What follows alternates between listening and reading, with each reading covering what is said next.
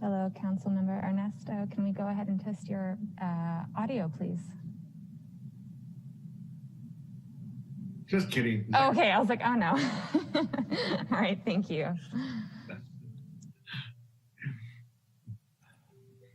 So it looks like we have all three of our subcommittee members, Sue, Stephanie, everybody. Are we ready to get rocking?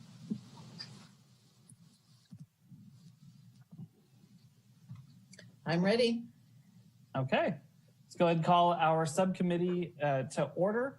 Welcome everybody. This is, it's been a long time coming, but it is our next Open Government Task Force Implementation Subcommittee.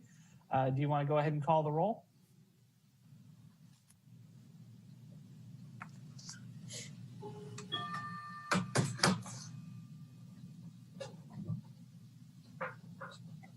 I'm not sure who's doing it, but I'll say all three council members are here and present, so we'll keep going. Let's go ahead and start with our public comment for matters that are not on the agenda. Item number 3 for folks who are following along at home. Madeline, are you going to run us through that, the public comment portion? And if I may just also add that we do have interpretation services going on this evening. So if there is anyone who would like interpretation services into Spanish, if you go to the bottom of your screen to the globe and click the interpretation, you'll be directed over to the Spanish channel. I will also be asking that anyone who has their hands raised, that if I had just called their name and they are in need of an interpreter assistance for public comment, just to turn off the Spanish channel to make your public comment, and then it will also be translated. Might I also state that unfortunately we are missing one interpreter, so I will have to bring our interpreter from the Spanish channel over into the regular channel to make those interpretations. Okay. And I do believe we're also going to need to take a quick pause at 6:30, I believe, as well, to accommodate some of that interpretive services there. And I apologize, I had one job to do and I missed it in the beginning here. Not to worry. And that pause at 6:30 was just to swap the interpreters. But as right now, we only have one. So at the moment that may not be needed. However, we do have one hand raised. That hand raised is from a Galaxy Note 9. And so I can go ahead and lower your hand for public comment. If I had just called your name and you are in need of interpreter assistance for public comment, please indicate. So when you come on to, when I unmute your mic. Oh. Madeline, sorry, could I make a quick announcement in Spanish for people who need to understand the interpretation? Yes. Para las personas que necesitan interpretación, abajo en su pantalla hay un globo que dice interpretation. Si pueden seleccionar eso y luego ponerle en español, pueden escuchar todo el evento en español. Gracias. Thank you so much, Magali. And the hand that was raised is actually lowered now. So again, I just want to repeat that there is no hand raised for public comment for item 3. Okay. I'll give it another couple seconds here. If anybody does want to speak, go ahead and hit that raise hand function on the bottom right of your Zoom. And I'm still not seeing anybody, so we will go ahead and move on to item 4.1. Sue, are you taking us away on this?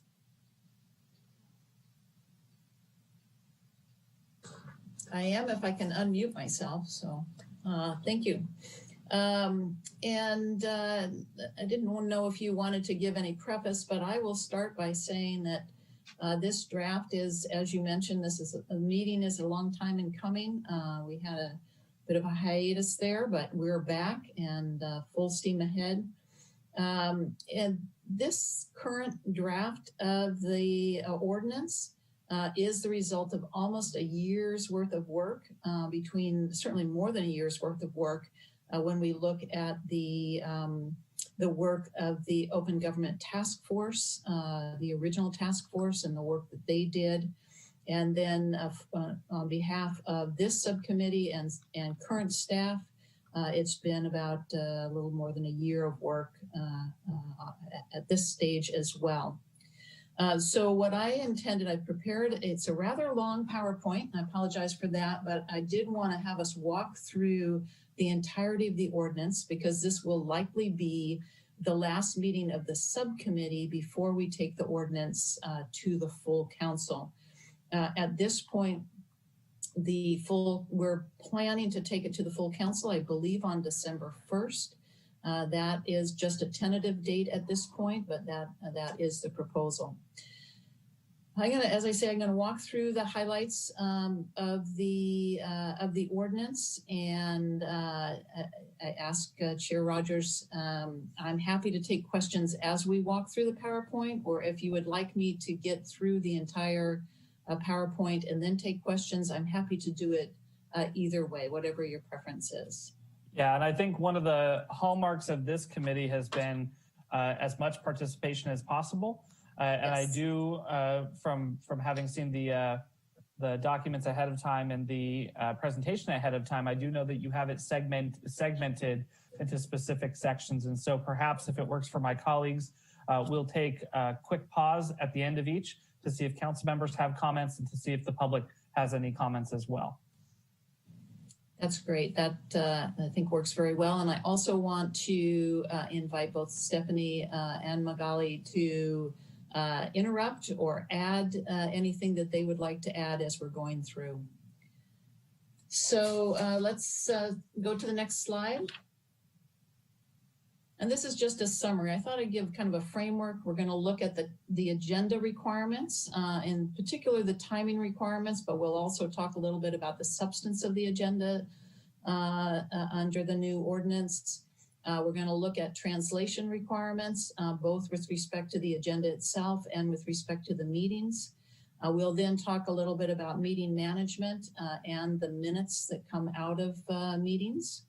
We'll talk about public records and public information, including both the requirements for processing public records requests and also appeal procedures. We'll talk about the appeal and complaint procedures, appeal of Public Record Act responses, and complaints regarding compliance with the ordinance as a whole. And then, of course, I left in another little other category. We have a number of additional items. So next slide.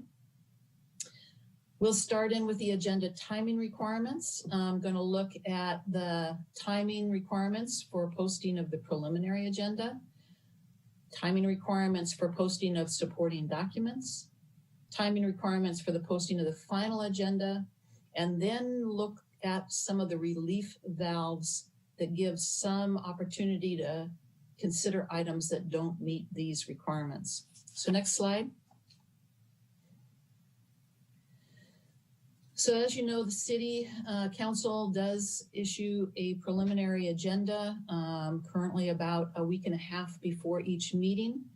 That requirement for preliminary agenda is the result of a settlement entered into between the city and the Sierra Club in 1994. The preliminary agenda is to set forth the way it's worded in the proposed ordinance is to set forth a brief, meaningful description of each item to be addressed at the meeting. And meaningful is defined as, and I quote, sufficiently clear and specific to alert a person of average intelligence and education of the general substance and significance of the item. So that's what's on in the preliminary agenda. In terms of timing, under the Brown Act, and for each of these elements, I'm going to talk about what the Brown Act requires, what we currently do, what the task force recommendation was, and then what the current proposal sets forth. So the Brown Act, there is no requirement for a preliminary agenda. It is. And Sue, really fast, if I can just, I think it'll also be helpful since we are working off of multiple documents here. On the redlined version that people have in their agenda packets, we are looking at section 1-10.030, article number 2 of the ordinance, for folks who want to follow along at home. Very good. And thank you for that reminder. I did put the section numbers on each of the slides, but I will also note those verbally so people can follow along. And I will work from the red line copy as well. So the Brown Act, there's no requirement for a preliminary agenda. Some jurisdictions do provide a preliminary agenda, but many do not. In fact, I'd say most do not. So our existing requirement, again, under the settlement and also incorporated into Council Policy 000-35, is to post the preliminary agenda 9 calendar days before the council meeting. 9 calendar days from a Tuesday actually falls on a Sunday. So the requirement is really that we post the preliminary agenda on the Friday, a week and a half before the meeting. It is our practice to post on Thursday, just given staff scheduling. So, but the requirement is 9 calendar days before the council meeting. The Open Government Task Force recommended extending that deadline to post 12 calendar days before the council meeting. Effectively, that would be the Thursday, a week and a half before the meeting. So in practice, that's what we usually do, is posting on that Thursday. This would, if the task force recommendation was adopted, that would give it a hard stop on Thursday. We would not have the option of spilling over into Friday or even into Saturday. The current proposal is to post 12 business days before the council meeting. That puts us back another week, almost. It's a Friday that we would be required to post on Friday, 2.5 weeks before the meeting, assuming no holidays. If holidays, then it's going to be bumped back a little further. So just to give you kind of a sense of what that means, we just had our October 27th council meeting.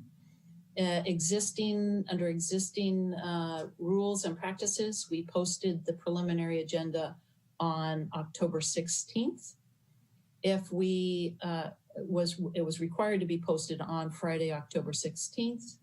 Under the task force recommendation, we would have had to post it on Thursday, October 15th. In fact, we did that.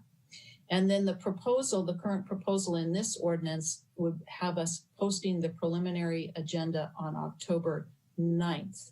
So 18 calendar days in advance of the meeting. Next slide. So then the timing of supporting documents. And I just do want to note that at your last meeting, that was back in April of 2019, almost took us back a couple decades earlier, but no, 2019, it was determined to define supporting documents to include both first materials prepared by the staff for the submission. So that's the resolution, the staff report, the presentation, any attachments. And then second, any correspondence or materials submitted by members of the public through a designated portal or through a designated email at city clerk. And that those public submissions would have to be received at least 1 day prior to the meeting. So that's what we're talking about when we're talking about supporting documents. Under the Brown Act, we need to provide supporting documents when we provide it to the council. We need to provide it to the public as well. Under our existing practices, we post those supporting documents with the final agenda. The task force recommendation is that we post those documents 12 calendar days prior to the council meeting. So that's with the preliminary agenda. And then the proposal is to, instead of that, simply add the supporting documents to the preliminary agenda as they become available. We've had some discussions in the past about posting draft agenda items with the preliminary agenda. And I and my office have strongly recommended against posting draft documents. Only the final documents should be posted. To avoid confusion with the public and with staff and with council. So So those are the options for the timing of supporting documents. Again, currently post with final agenda. The proposal is to add those supporting documents to the preliminary agenda as they become available. And that is in section 1-10.030A. Next slide.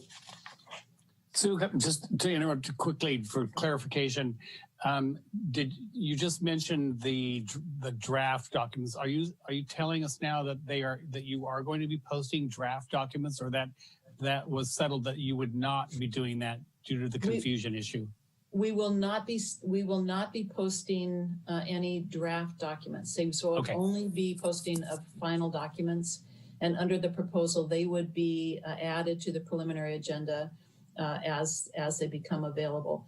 And I'm sorry, I also meant to note that does mean an ongoing update of the materials in Granicus.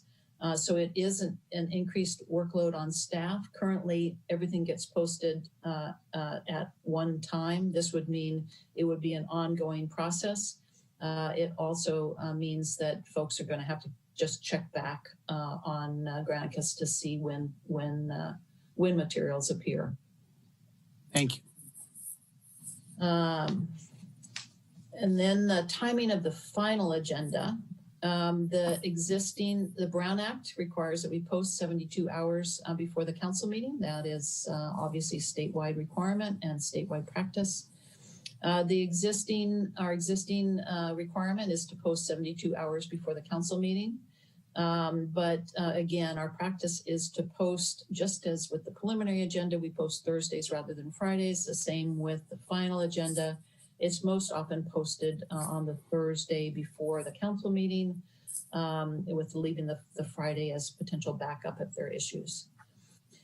The task force recommendation would be to post 5 calendar days before the council meeting. That is the Thursday before the meeting, and indeed that is our current practice. The proposal is to push that back and to post the final agenda 4 business days before the council meeting. This would mean that we'd be posting the final agenda on Wednesdays, the Wednesday before the meeting, assuming no holidays. If there was a one-day holiday, say the Friday or the Monday would be holidays, we would be trying to post the agenda by Tuesday. Of course, when we have a council meeting, that becomes very difficult staffing-wise to do that. I also will just note that although the difference between our current practice and the proposal is only one day, moving from a practice of posting on Thursday to a requirement that we post on Wednesday, we do have a full schedule and rhythm among staff, that we have our agenda review meetings on Wednesdays. In fact, I participate in 3 separate agenda review meetings each Wednesday, one with general staff, city staff, one with the mayor and vice mayor, and then one with our attorney internal team to make sure everything is in order and everything is ready to go. There's nothing that prohibits us from moving that meeting back. It would probably end up getting moved back to Monday or the Friday prior to the a week, a little more than a week before the council meeting. It does mean that everything needs to be finalized earlier in the process. So it does give us a little less flexibility to address kind of emergent issues, requests for additional information, to do all those final last minute adjustments. It does take away some of our flexibility in that. Certainly, the schedule can be adjusted and can be accommodated, but I just want to make you aware that there are systems and schedules that are currently in place, really tied to that Thursday posting. Next slide. And this is just to kind of summarize then what the process is. So assuming this is under the proposed ordinance, assuming no holidays, the preliminary agenda would be posted 2.5 weeks prior to the council meeting. Assuming no holidays, we'd post the final agenda on the Wednesday prior to the council meeting. And we would have ongoing posting of supporting documents from the time of the preliminary agenda up to the posting of the final agenda. Just thought I'd give a little bit of a comparison with any jurisdiction that operates simply under the Brown Act. For example, the county, because at the time we were considering this in 2019, we were doing a lot of collaboration work with the county. So the county, if we posted on October 9th, they would be hearing the item that following Tuesday on October 13th. Under our current practice, we would also post on the 9th. That would be a preliminary agenda. We would then post a final agenda on the 15th or 16th. And then the council would be meeting on the 20th. So we currently run about 1 week behind the Board of Supervisors or other Brown Act agencies. Under the proposal, it'll move that back 1 more week. So we would be posting the preliminary agenda. Again, we start with that October 9th date. We would then be posting the final agenda on October 14th. And then we would be having the hearing on the, I'm sorry, I don't have that right, the 9th, and then the 21st, and then the 27th. So it would be 2 weeks under the current proposal. Will be 2 weeks behind a standard Brown Act agency. It's a slower pace. There's not. It does give additional time for public access and review, and that's what we're looking for. But just so that you're aware that it does slow that rhythm down a little bit. So you say 2 weeks behind, I say 2 weeks ahead. 2 weeks ahead, yes. Exactly, depending on when the issues arise, and if we can get something posted even earlier, people know, people are informed, they have additional time to review those documents. Certainly it's very difficult for members of the public, and indeed even I think for some other staff who are receiving documents on a Friday before a Tuesday council meeting. That certainly does not give much time for any, really deep dive and comprehensive review. So yes. Next slide. So we have 2 areas of relief valves from that scheduling. And why would we allow any variations from that scheduling? It is really because staff do have some significant concerns about the new proposed timeline and the extent to which it may slow the business of the city. And yes, we're always balancing kind of the efficiency and quickness of the city and nimbleness of the city versus ensuring that our public have all the information that they need to be active and effective participants in the process. We have initiated new outreach to the departments to give them the current version of the ordinance and to get feedback. But based on our earlier feedback from 2019, the concerns that folks had were really in 4 categories. One was on time-sensitive grant applications. At this last Tuesday's meeting, you heard a brief presentation about some of the grants that our police department seek and respond to. Often they are 30-day response time. And so if we have essentially an 18-day agenda process, that leaves little time for preparing materials and getting materials back to the granting agencies. Time-sensitive contracts, same way. If we had, when we put together the proposal for the Finley safe distancing site, in order to address COVID issues at Sam Jones Hall, we wanted to do that very quickly.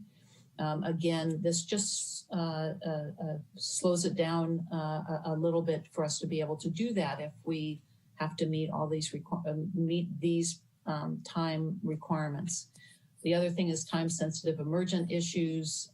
Again, homelessness responses to fire matters, different zoning ordinances to address rebuilds and so forth.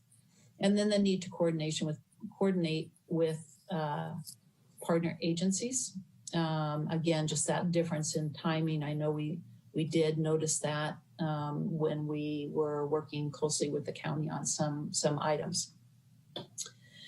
So we have existing relief valves and there are no changes. Next slide, I'm sorry. There are existing relief valves in our current ordinance and current practice. And so we're not proposing, I really want to emphasize, we're not at this point proposing anything additional. But this is to just let you know and understand if there is an issue where it is difficult to meet those deadlines, what can we do? And for items that do not appear on the preliminary agenda, they may be placed on the final agenda, but no action may be taken unless we have an affirmative vote of 5 council members or a unanimous vote if there are less than 7 council members present. I'll come back to that issue.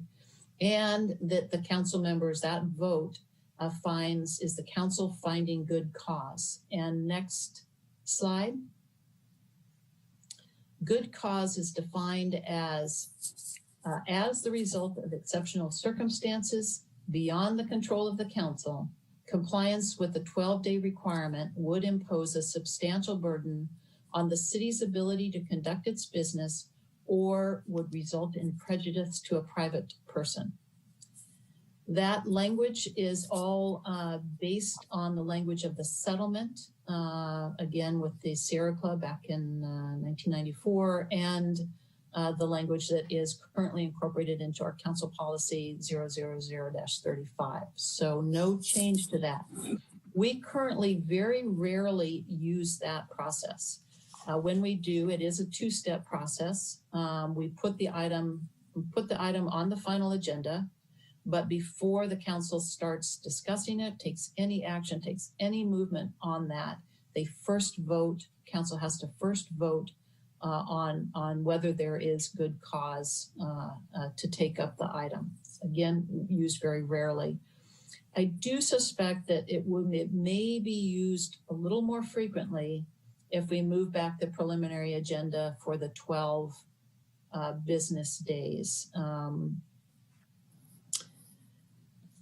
We have not, at least in my experience, have not had any issues with using that provision, but just kind of a heads up that may be used more as things arise between the time of the posting of the preliminary agenda and the posting of the final agenda. The next slide. The relief valves for items that do not appear on the final agenda are there 3, and these all are items that are specified in the Brown Act. So there are no new elements proposed in the ordinance. This is again based on Brown Act, and it's really, I think, not going to be as significant, not as dramatic, because the ordinance would simply move the deadline for the posting of the final agenda really by a day from our current practice, 2 days from our current requirements. The 3 elements are a majority vote of the city council that an emergency poses a severe threat to public health or safety. We have used that particularly in connection with our experience of wildfires in the last several years. The second is a 2/3 vote of the council that there is a need to take immediate action and that the need for action came to the attention of the city subsequent to the posting of the final agenda. In the draft that we initially were working from, this element was not included in that draft. I have put it back in and strongly recommend that it remain available to council. These are really items that need immediate action and that we didn't know about at the time of the posting of the final agenda. So I would recommend that we keep that in. Again, that is in the Brown Act. It is an element of the Brown Act. And then the final option for considering items that are not on the final agenda are items that have been continued from a prior meeting of the council that occurred within the last 5 calendar days. And that assumes that the item was properly on that meeting's agenda. So if I can go back for a minute on the so if I could really fast on that last point, sorry to jump in on you.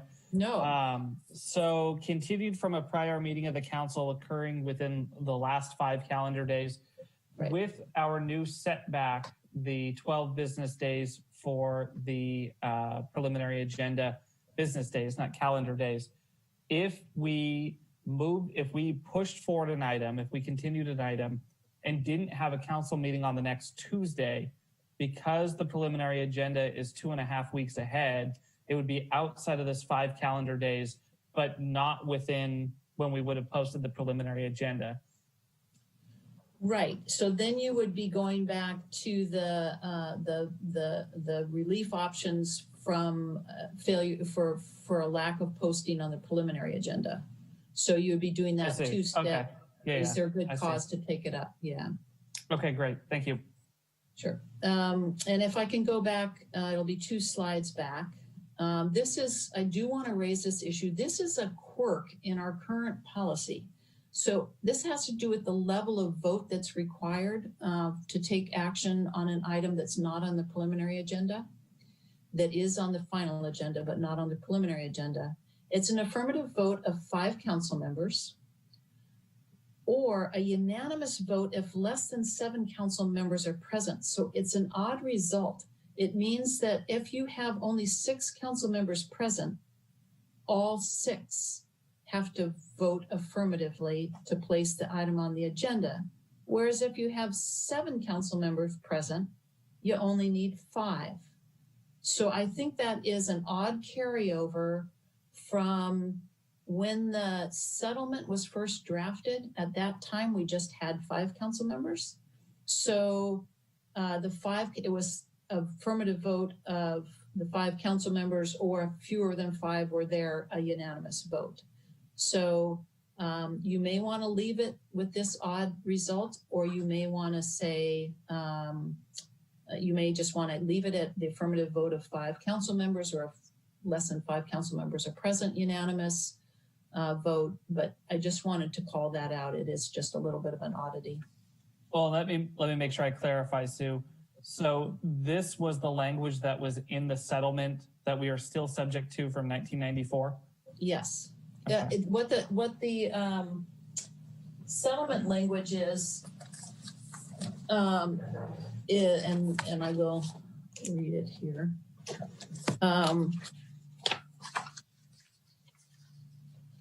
It says the policy, the showing of good cause and with the concurrence of 4 council members, or by a unanimous vote if fewer than 5 members are present.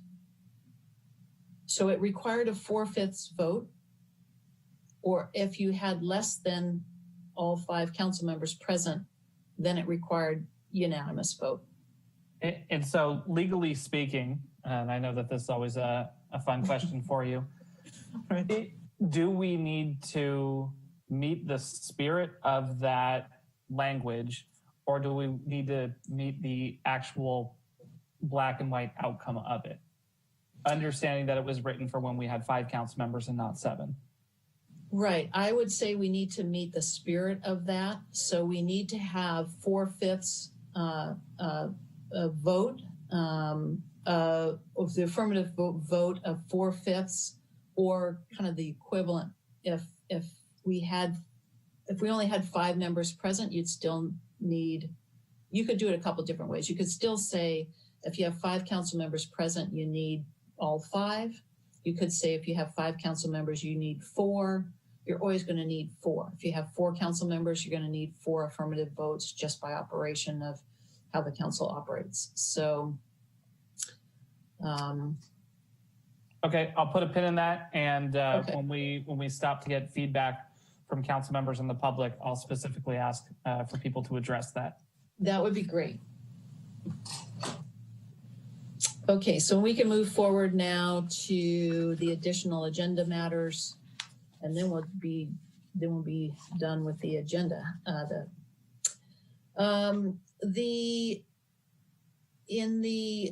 The task force recommended that the agenda include an indication of potential budget impacts on each item. And what was included in the earlier draft of the ordinance was a statement, if I can get to that section 130.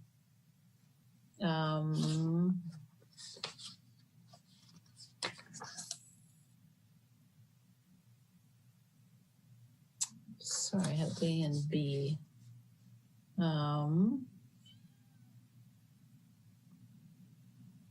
sorry that I'm not seeing the provision right now, the redlined provision, and it may be an issue of version control.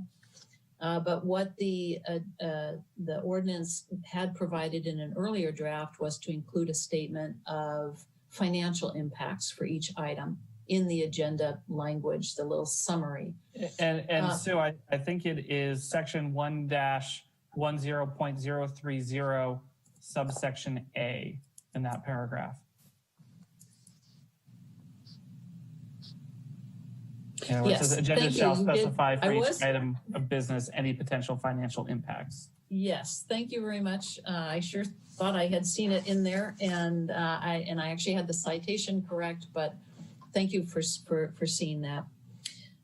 So any potential financial impacts. I'm not sure why that was deleted in the draft that we began from. So I would ask the council to weigh in as to the council subcommittee as to weigh in as to whether you prefer to keep either that language, the potential financial impacts, whether to include the language proposed by the task force, which was potential budget impacts, or whether you prefer to leave that out. The next item that I'd like to get some feedback on is that, again, and this is in section 1-10.030B at the last sentence, is when possible, the item will be tagged for content, allowing the item to be linked to previous items of a similar purpose. And I'd really like clarification in what that means. As I commented in the draft is, if we had an agenda item about amendment for a contract for road repairs, is the link to the prior contract that's being amended? Is the link to all road repair contracts? Is the link to road repairs and conditions in general? So just to get a sense of what the scope would be for those links to prior actions, it would be my recommendation, just simply from a practical perspective, is that the link is to prior actions specific to that item. So in this case, it would be the link to the prior item on the contract itself. If we had an item on, say, we had an item discussing the, I'll use the Finley program again, it would be any time that the council had considered that particular project or that particular program in the past. So if when we get to that point, if we can get some feedback on that. And then finally is applicability. The language of the draft ordinance sometimes talks about the city council only, sometimes talks about the legislative bodies, which would include all city boards, commissions, and committees. At this point, The preliminary agenda requirements are only applicable to the city council, and that is in accordance with the settlement, with the Sierra Club settlement, and in accordance with the council policy 000-35. But what about the timing for final agendas? Would the subcommittee recommend that all boards, commissions, and committees post their final agenda 4 business days in advance, and then whether the other requirements would apply as well. You could certainly consider having those other boards, commissions, and committees also be required to post a preliminary agenda, but I do think that that would add a considerable amount of work to county staff and would really add an additional substantial time to getting items through the process. But that is a decision for you. And again, you're always balancing the timing and efficiency of the city operations and balancing that with the need for really full public engagement and full public information. So that's the breaking point for discussions of the agenda requirements and timing. I don't know if you want to go through those now or yeah, let's go ahead and take a nice pause here, Sue. I appreciate that. For folks, what the process will be is I will first turn it over for additional questions from council members. Then we'll come to the public for your thoughts, your comments, and then I'll bring it back to council members for comments and to answer some of these questions that you threw out there, Sue, specifically how to address that vote quirk, how to handle the link to the prior actions, whether this should apply to the city council or include the commissions and the committees, and then finally, whether to put back in that language around budget impacts. But we'll start with questions. Go ahead, Mr. Sawyer. And if I may, Chair Rogers, also I would ask that you confirm that you are comfortable with the 12 business days for the preliminary agenda and the posting of supporting documents on a running process, and if you're comfortable with the 4 business days posting for the final agenda. So that concept also, just a confirmation that is comfortable for all of the subcommittee before we head over to council. Perfect. The full council. All right, Councilmember Sawyer, questions? Thank you. Yes, there's several prongs of questions and excuse me, and concerns, and also appreciation for this body of work. What I'm curious about, well, first of all, is the city clerk. Has there been any conversation around hiring another person in the city clerk's office to be able to is there a necessity or a need after Stephanie, after you and Dina have looked at these proposals, is this going to impact you to the point where we would need to add another person in the clerk's office? Do we have that analysis? We don't have the analysis, but the simple answer is yes. There would be a significant impact to what we do in getting the agenda out. We do, council did approve, or hopefully is going to approve, an additional admin tech for the clerk's office. That's going to help with projects and especially the public records part of our office, because we have an abundance of records. We're at 780 records just for 2020. Almost 60 of those are still outstanding, and we only have one person who is administering those with the rest of the coordinators throughout the organization. So with this additional timeline, it might require another person because the impacts would be significant if some of the dates were pushed back. And especially if we ended up having to publish an agenda on a day that there was a council meeting, That's just not feasible for us, especially right now in COVID, because both Dinan and I are in the meeting. So, but we haven't done a formal analysis of it, but I will just say off the top of my head, that is what I foresee. Okay, thank you. Because I think this first agenda item is jam-packed with staff time. And the positive side, of course, is transparency and public access and review. And that's what we're trying to accomplish. But there's another side to that, and that's going to be there will be costs involved, and not to say that those costs are not reasonable or necessary, but having an analysis of what you are really going to need to be able to implement these, assuming that the council accepts all of the recommendations. I'm going to want to know the fiscal impact on your office. I'm curious also about the other side of the negative consequences of these timing extensions, if you will. How might the community be negatively affected with some of the recommendations here as far as flexibility? Has there been any conversation about, well, if we do this, this is what's going to affect the community's ability to impact our agenda? Did that conversation come up? Kind of the other side of the coin, if you will? We've had, if I may, we have had some conversations, as I indicated, with staff during the 2019 process, but that discussion was not completed. The things that were identified were really, again, the issue of grants, the issue of contracts, the issue of emergent issues.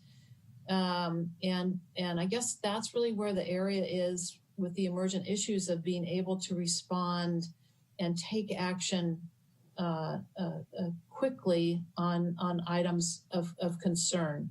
And I think what staff was reflecting when we had these discussions earlier, it's not just the impact on the department, it's really the impact on the community. And so, what kinds of delays might there be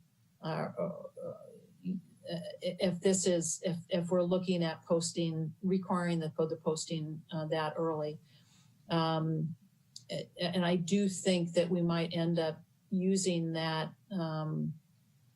the relief valve of considering items that were not on the preliminary agenda. And that then operates really contrary to the idea of early public disclosure, because then you're not having any public disclosure until the final agenda comes out. So those are all things to balance. Well, perfection is not often attainable. So, No. But let me go through a couple. You wanted some feedback on a couple of the other things. Yes. Do you want that feedback now? Let's hear from the public before we give that feedback. Okay. If that works, Councilmember. That sounds good. Okay, Councilmember Oliveros, do you have any additional questions, or should I go to public comment? No, it was kind of the same lines as Councilmember Sawyer as far as the times and the impacts on staffing. There's a lot of unknowns, and Stephanie brought some of those up already as it relates to COVID. So right now in this COVID world of ours, things are pretty limited. I think the impacts on staff are greater because there's so many other things that they're doing as well. So it's kind of hard to test it or model it to see how it's going to work out for us. And I think it's also looking at, based on what we have now with the recommendations and the proposals, do they meet, do they address the issue that was raised in the first place related to agendas based on what we have so far right now? And having an agenda well in advance could be good, know what's coming up, but as a citizen, what do I do with that information now? I have a question now about something on the preliminary agenda. Who typically calls? Who does the public typically call? Do they call Stephanie to say, hey, I see this on the agenda, tell me more about this? Or is this something where we need to be providing more information on the actual agenda for the community and even for council members that this is the person that you contact related to this agenda. You don't, so it's not Stephanie, it's somebody over here in planning, or somebody over here in transit, if you have a question about the specific item. Because again, there's a lot of unknowns. So my worry is, does it open up the floodgates to the city clerk's office for inquiries on anything and everything that's on the agenda? May I do just one thing really quick too? Absolutely. Regarding the logistics, the ongoing posting of supporting documents, just from a clerk's standpoint and from some of the feedback through public comment during COVID, if we're having continual republication of the agenda as documents are available, what we publish with the prelim, and then let's say 3 days later, the following week, we have an update and we republish the agenda. Like the city attorney said, the public is going to have to keep checking back to see if they have the most up-to-date version of what was published. And so I'm a little concerned that there may be confusion that come final agenda, somebody may not have checked back or realized that we had updated a third version of something that was published, the 12 days prior to the agenda. So that's just something to keep in mind about, continual republication of the agenda as documents are available. Go ahead, council member. You're muted. Yeah, Ernesto, you're muted. I should have dropped my hand. Sorry. I look very pensive there for a second, but okay. Yeah, based on what you're talking about there, and you made me lose my train of thought, Chris. Thanks a lot. You're talking. Oh, here. So, will people be able to subscribe to the preliminary agenda? Yes. So is it possible that anytime a change is made to that, there's an automatic update to them, so they know they're getting the update because it's automatically sent to them because it was updated? And we currently do that when something has been, when we've published the final agenda, if there's been a revision to the presentation or documents, we upload that revised document and we put the revision date and upload date, and then we republish and we will send out a notification to our subscribers with the note that presentation has been revised. So that is so my question is, can that be done, or will that be done with the preliminary agenda, so that as items are added to it, meaning documents are added to them and it's modified, it automatically generates a response to people who have subscribed to that agenda? Yes, we can certainly do that. Okay, thank you. Great. All right, I will go to public comment, and I'm going to start with Pat. Thank you. One moment as I go ahead and bring in our interpreter over onto this main channel, and then Pat will be our first speaker, followed by Karen. Perfect.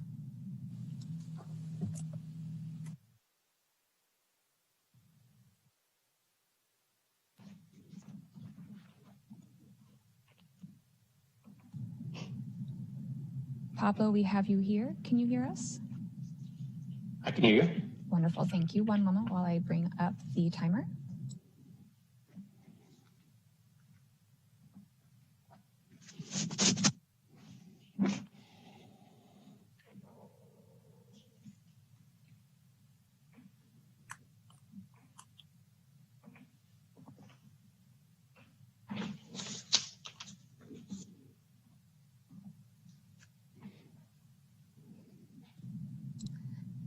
Thank you, Pat. You can go ahead and unmute your microphone. Do you see the timer on your screen? Yes. Yes, okay. I see it. Thank you. You can go ahead and identify yourself for public record if you so choose. Your timer begins now. My name is Pat Cuda, and I'm with Santa Rosa Together. And I do want to make some comments on the introduction and the definition section at an appropriate time. But I want to also state that this process has been so long in coming and in developing. I really don't think you've created a current public forum that's truly allowed the community to be aware of this process.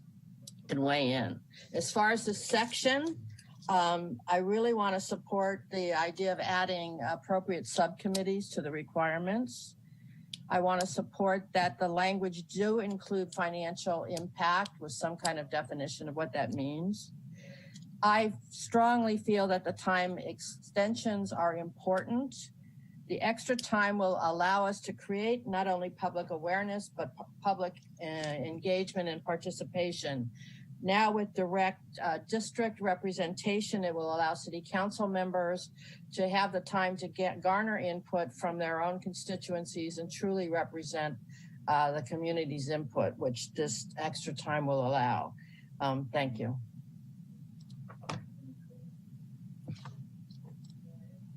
Thanks, Pat. We'll go on to Karen.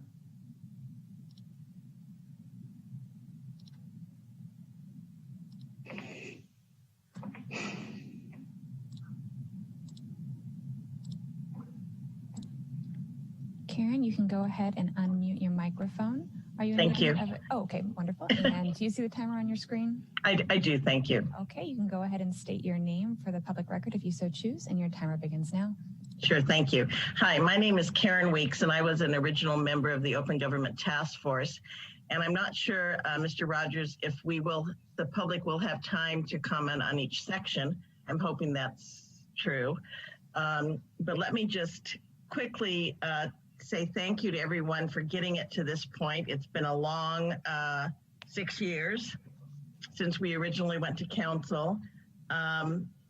We spent a lot of time on the original report and have not been and the city has not engaged us that much since then. I'm not sure why the dates were changed, the number of days were changed from our original proposal, because we were not included in any of those discussions. And then I'd also like to talk about the draft agenda. And I think if you added, as Councilmember Oliveira said, some contact information on the draft agenda, that might be helpful. Let's see, let me look at my notes. And I think the budget impact is also very important. And I think that's it. And you're probably all sick of hearing from me all these years. Thank you. Thank you, Karen. And I can guarantee that that is not the case, that we are all sick of hearing from you. Thanks for being here. Is there anybody else who has comments on this section? And yes, Pat, we will also allow the comments on the different sections, as well as wrapping up at the end, broader comments as well. There are no hands raised for additional public comment. Okay, I'm going to bring it back. Mr. Sawyer, do you want to weigh in here on these questions for the city attorney? Sure. And if I probably miss one, and you can just remind me what you needed some input on. I agree with Karen that a budget impact is really important. What I'm concerned about, as far as trying to dial in a financial impact, is providing inaccurate information. One could say that there is a financial impact, but if people start tying us to those statements about how much it's going to cost to implement a particular program or whatever, I'm concerned that what we'll end up doing is estimating and stating that it's an estimate. So having specificity on the financial impact does concern me, because we could be accused of giving erroneous information, which is not something that I would want. As far as the applicability, I am concerned with the staff time on this, with all the committees and task force, all of the subcommittees. What I would propose, if I were coming up with this list of changes, is that we allow the recommendations that are actually more strenuous than the OGTF recommendation. If we're going to go forward with the current proposals, that we see how they function. we actually watch what kind of impact on staff these posting requirements actually have. And there may be some that we might want to change. And because of the unexpected impact to staff, even with additional staff. So this has continued to be one of my concerns is on the posting, these early postings is what it does to flexibility. That has been a concern of mine, and what it does to the staff. So I would like to be open to applying this to committees, to other bodies, but I would like to see how it works with the council first. As far as the posting of the calendar, let's see, prior to council meeting. I think it's I'm losing track of what you're looking for. Let's see. Supporting documents. I'm comfortable with this. Well, Councilmember Oliveras came up with a good idea as far as if people subscribe, they would get these updates. Personally, I'd be okay with the Open Government Task Force recommendation, the 12 calendar days prior to the council meeting. But if we can easily make that information available without people having to check back, and that would be onerous. So I would, whatever works there, I would be fine with. The vote quirk, I think we have our escape hatches or our ability to move forward with items that are unexpected. I'm not sure. I think the 4/5 has seemed to work in the past. I mean, if it's important enough to get it on the agenda, we need to make it create that flexibility for the council to put something on an agenda that was not on the preliminary. And if that means that if we have 6 council members because one is absent, and we have 5 say that we could put this on the agenda, I think that has worked in the past, and I think that would continue to work. I don't see a problem with changing that. There were a couple of other items I think that I have not touched on. The only one that I don't think I heard a clear answer from you on was how to link to prior actions. Oh yeah, and you know what? And I don't really understand that challenge. And so, when the city attorney was talking about that, I don't think I understand the links. If you could clarify give me an example of how that might happen, where we would need to weigh in, and how the links affect it. We had talked, I think in our last meeting, we had talked about the recommendation of tagging each item, say for homelessness, and then somebody could click on that tag and get a list of all of the different items that had been on that topic area. What I was hearing from Sue is, as it pertains to also specific contracts, say a contract comes up, typically in our staff report, it does have prior council action and will list when we did things. It sounds like the idea would be that each of those things would be tagged so that you could see each of the different staff reports and each of the different contracts. Okay. If you wanted to dig that far in. I think I was misunderstanding the link.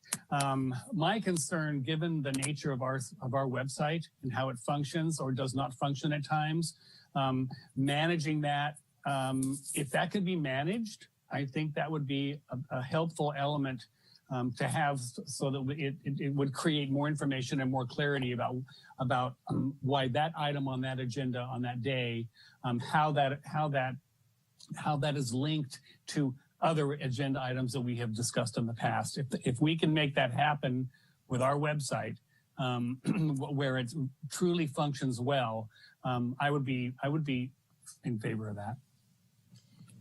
And may I, through the chair, may I give some clarification as to my question? Yeah, go ahead. And that is, if it is the links to, and Chair Rogers is exactly right. We always include a section in the staff report that identifies the council's past actions. So would the links be simply to those items that are listed, or is it intended to be broader so that when it's on a, let's say it's an item on Sam Jones Hall, that we're looking at changing some of the operational models at Sam Jones Hall. Does that then attach, are we linking to everything related to Sam Jones Hall? Are we linking just to the actions that we have taken with respect to, for example, I know we switched to a housing first model. So would it be the links to the prior council actions on housing first? Okay. Prior councils on Sam Jones Hall, and I think if we tied it to what is listed as prior council actions in the staff report, that makes it very straightforward and we know what we're to link it to. I would say that would be what I would be looking for. Going into a voluminous amount of information that that potentially has nothing to do with the item that would be before us, I think is overkill. I don't think it's necessary. I think it'd be confusing to the public. I think being able to link it just to the prior action or those items that, like you just mentioned, I think would satisfy the public.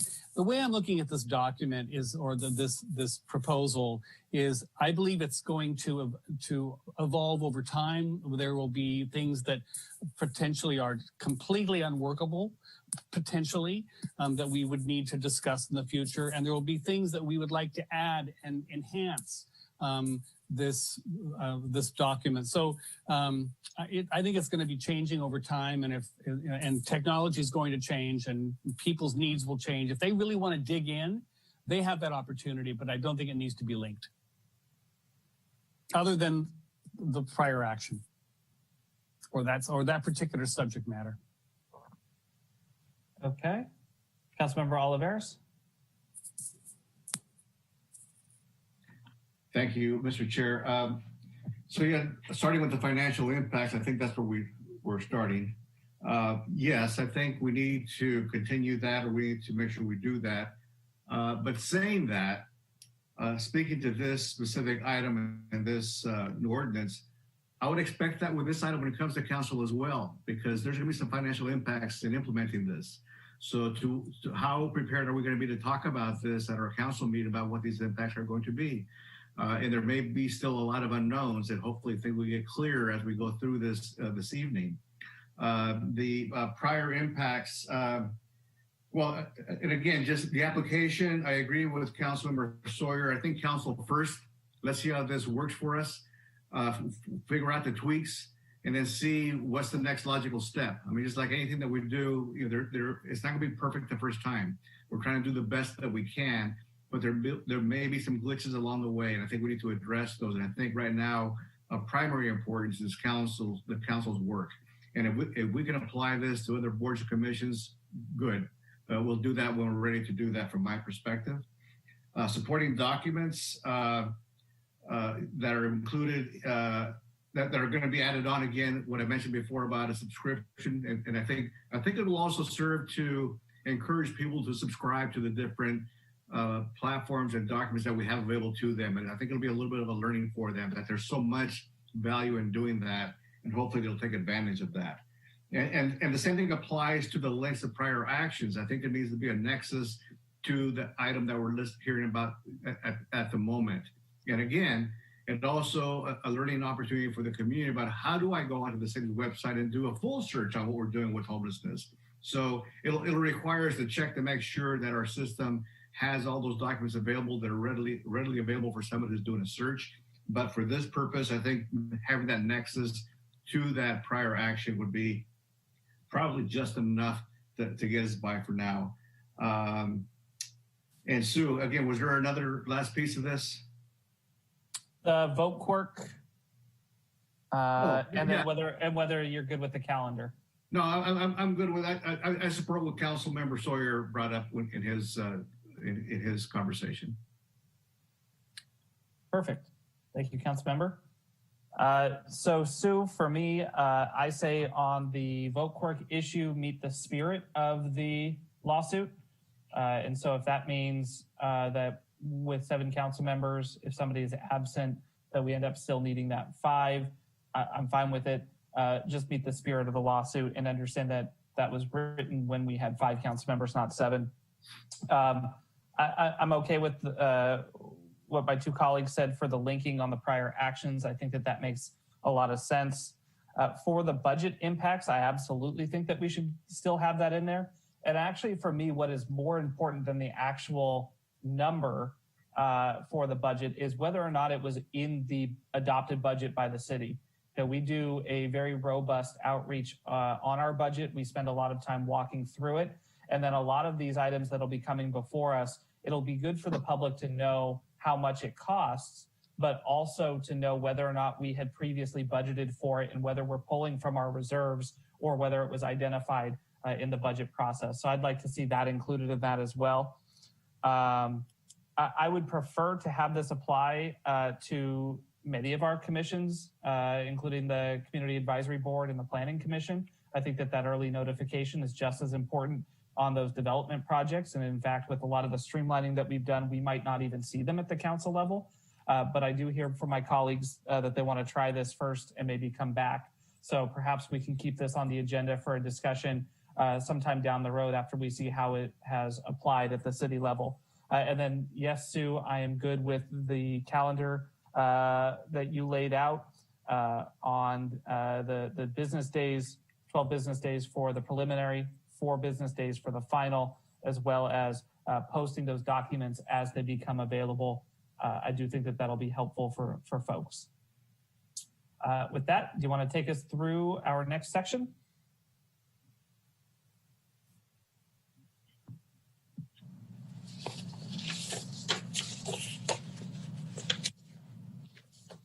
Thank you for that feedback. This is very helpful. So we are on to the next slide. We're going to get into a little bit of discussion about the translation requirements. And first focusing on the agenda, requirements for the agenda, and then we'll talk about the requirements for the meeting. So the proposal in the proposed ordinance, translations will be automatic in some instances. So the agendas will all be provided in English and Spanish. And then agendas will also be provided in other language if voting age speakers exceed 5% of the city population. And that 5% threshold is drawn from the Voting Rights Act. That's the threshold for provision of translated ballot materials under the Voting Rights Act. So I will note that, well, let me finish with the, upon request, agendas will be provided in Braille or in large type at no cost. And upon request, agendas will be provided in languages other than English or Spanish at no cost. I will note that the translation services generally require about a 48-hour turnaround time. Sometimes we can get it done more quickly, but that's generally, so that does, just so you're aware, that does push our internal processes back another couple of days. We have in the past when with the prior city clerk had begun to look at some software programming for possible translation, and that is still, I think, being investigated. And as to providing agendas in languages other than English or Spanish, I will note that there may be some logistic hurdles that we'll face in terms of what language, what is the availability of translators. We would probably want to try to develop a listing of available translators for maybe some of the more anticipated requested languages.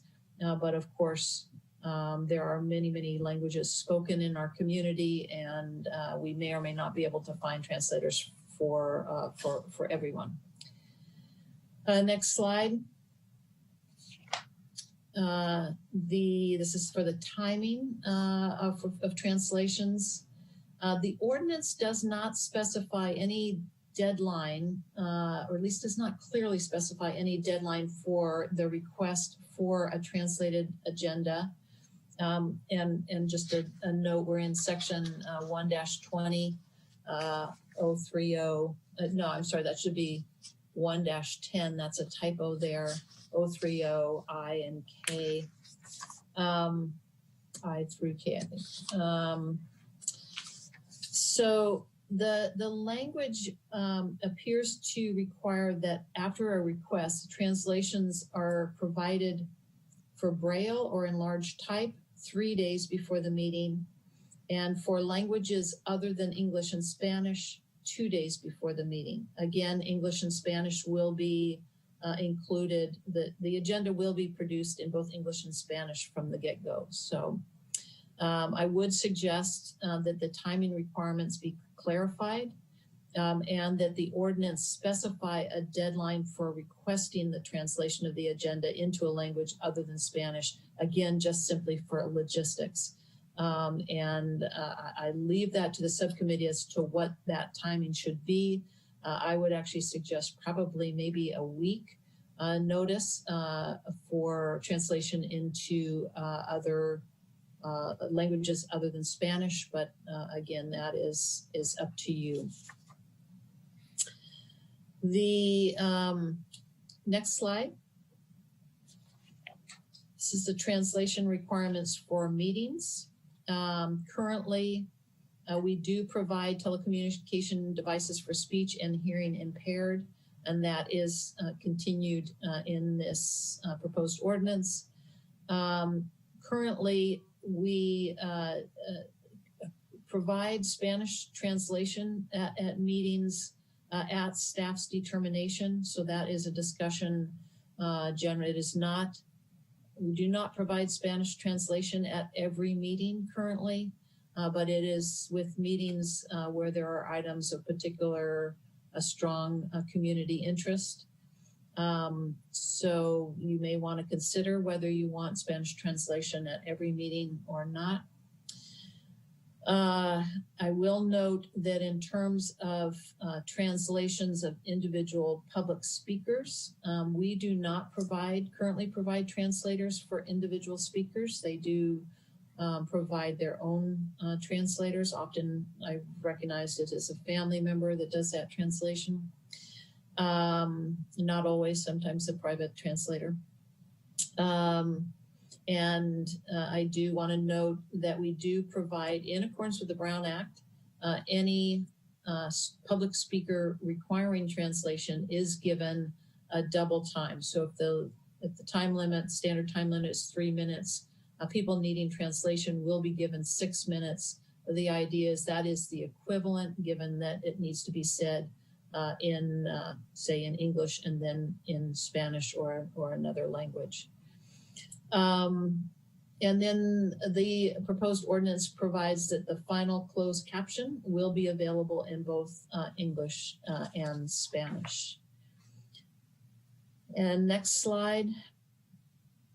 And again, this one of the questions for the subcommittee is whether the translation requirements for translate both for the translation of the agenda and for translations in meetings, should that apply only to the city council meetings and city council agendas, or to the agendas and meetings of all city boards, commissions, and committees? Again, currently at both levels, it is done only at staff discretion. When I say staff, that includes, in discussions with the mayor and vice mayor on agenda review and with other managers. So that's the end of the translation segment. And so I would ask confirmation of your comfort with the current proposed translation requirements. I would ask for clarification, input on what deadline for a request for translation.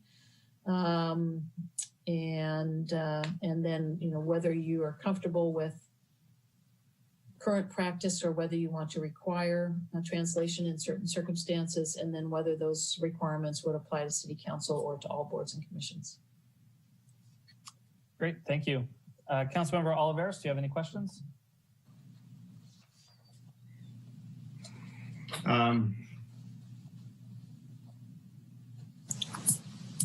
No, I don't think so. And I'll have some comments, but I don't think I have a specific question on this. I was just thinking about the timing as far as when the translation has to be done as far as the agendas. And I don't know what to compare that with, because I don't know what's going to be involved in doing that. Who's going to do it? So it's hard for me to even form a question on that. I guess that would be the question. Who's going to do that?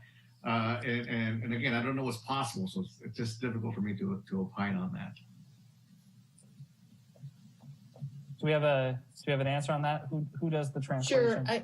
Yeah, and I'll weigh in, and then Stephanie, perhaps you can weigh in as well. Is that in providing agendas translated into languages other than English and Spanish, and in terms of timing, we have to survey the field and see what translators are available, what their timeframes are, and so that's something I think we need to investigate and have some answers for. We don't have those answers today, but certainly by the full council meeting we will. But that is a concern, and we'll have to identify what languages do we want to be prepared for.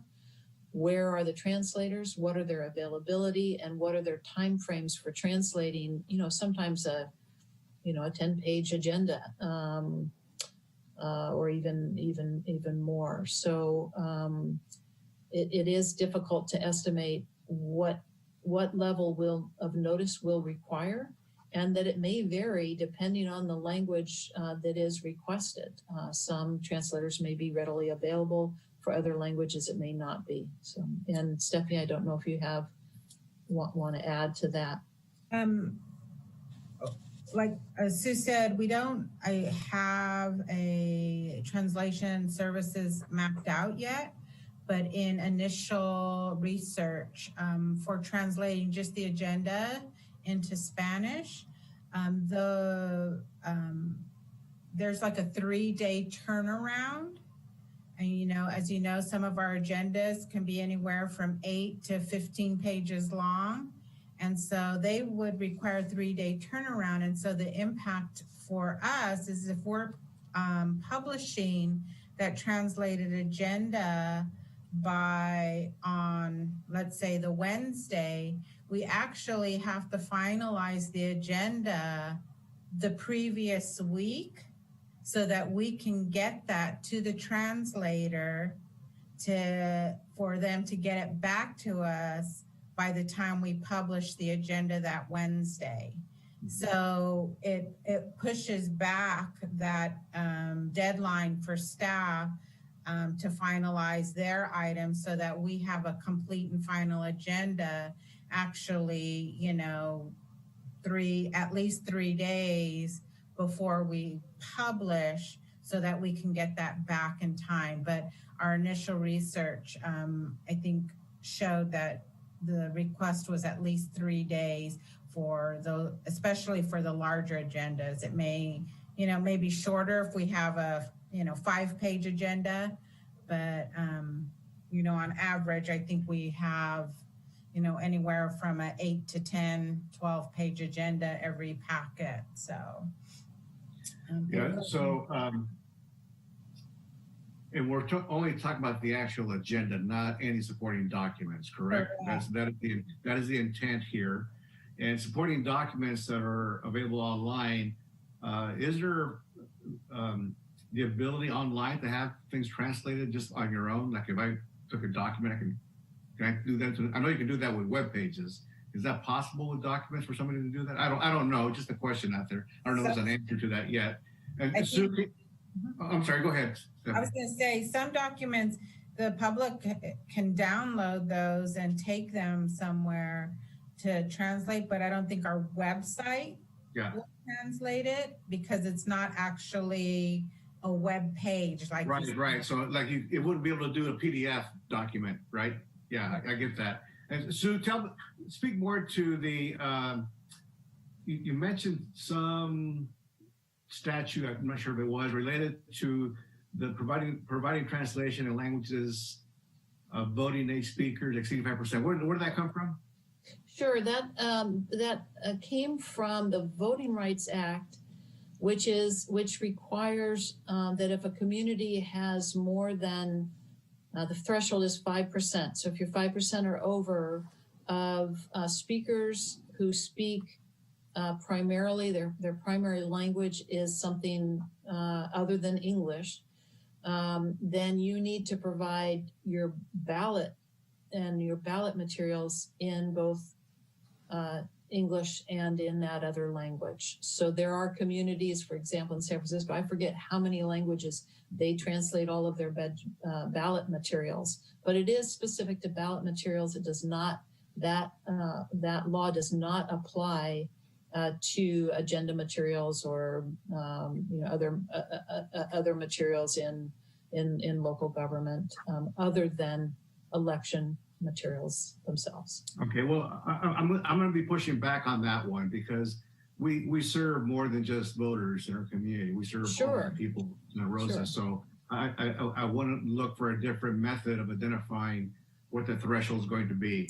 It could be the population. I don't know. It could be over 16. I mean, who's going to want, do we need it for a 5-year-old? No. So again, how are we going to make that determination on what's the threshold on the population of Spanish speakers in our community?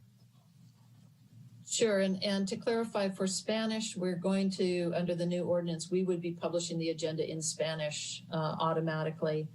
But in other languages, yes. Yeah, but for other languages, you're right. The voting age speakers, that came from the Voting Rights Act. Mm-hmm. So yes, you're right. It does not, I was gonna say it does not translate, no pun intended, it doesn't translate easily into preparation of agenda materials, because certainly we have many folks in the city and in the surrounding areas that are very interested in items that are not of voting age. Right. Yeah, so, absolutely. Yeah, and the decision we make impact everybody, not just those who are right. Voting. Okay, thank you. Right. Councilmember Sawyer. Thank you, Mr. Rogers. Councilmember Oliveras asked the question I had about supporting documents, so that was answered. Thank you very much. I have more questions than I have answers on this one. What I don't want to do is set expectations of our community that we can't satisfy.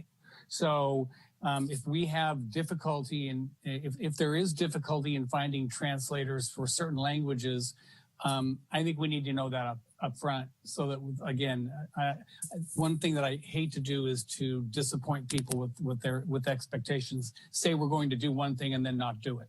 So I would like a little deeper dive into that availability of translators, so that we're really clear with our community what we can and what we simply can't do.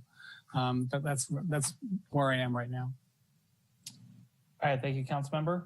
I'm going to go to the public and see if anybody has any questions or comments on this section. And then I will bring it back so the council members can answer those questions that Sue posed. There are currently no hands raised for public comment. Okay, I'll bring it back. Who wants to start? I can start, but I only wrote down one of them because I was trying to listen. The Madam City Attorney mentioned 7 days for languages other than English and Spanish, and I agree with that. I think that goes back to that expectation concern that I have. So if it's a language other than Spanish or English, getting that translation in 7 days. Perhaps will be necessary. Some of our agendas are very, very long. Thank goodness we don't have to translate the staff reports. But there was one more issue. that the city attorney had other than the 7? Whether or not to apply this to every meeting, including the boards and commissions. Oh, that's right. No, I'm still interested in a pilot perspective. And that this pilot program, if you will, does not have to go for a full year. I mean, we might find in 3 or 4 months because it'll probably take that long before we get into the swing of things. We might find out sooner than later what is really doable. And so I'd still like to wait before we start translating all of the rest of the bodies, if you will. Okay. So was there any other question? Yes. So I now have 2 others. The other one that I had mentioned is whether, with respect to meetings, the ordinance only requires telecommunication devices for speech and hearing impaired, does not currently require Spanish translations at each meeting. It is done at city staff discretion, and want to make sure that you are comfortable with leaving it at that. And then I would also ask, as a council member Olivares mentioned, in terms of providing agendas in other languages, what is the threshold? If it's just resident speakers exceeding 5% of city population, or is it some other measure, or do you want us to come back to the full council with different options on that? Well, on the first one, I would have to answer your question with a question. For instance, the Planning Commission, I think, is a natural, a very important body that could oftentimes benefit from translation. How often? So the question is, how often do we have Spanish speakers that are missing out on the deliberations because we don't have translation in the Planning Commission meetings? I assume we don't have translations in Spanish in the Planning Commission meetings. What is the problem statement? If we are not satisfying the needs of the community, then we should look at that. So I would need to know what the frequency is that we are not providing that important translation, depending on the body. Planning Commission, perhaps at times, maybe design review, although I think that's probably over the top. But the Planning Commission, I can see a possible need there, depending on what we've experienced as far as a need. As far as the other going above and beyond the Voting Rights Act, I have a hard. you know what? I'm really not sure what the formula might be to determine whether or not we would be providing translation in other languages.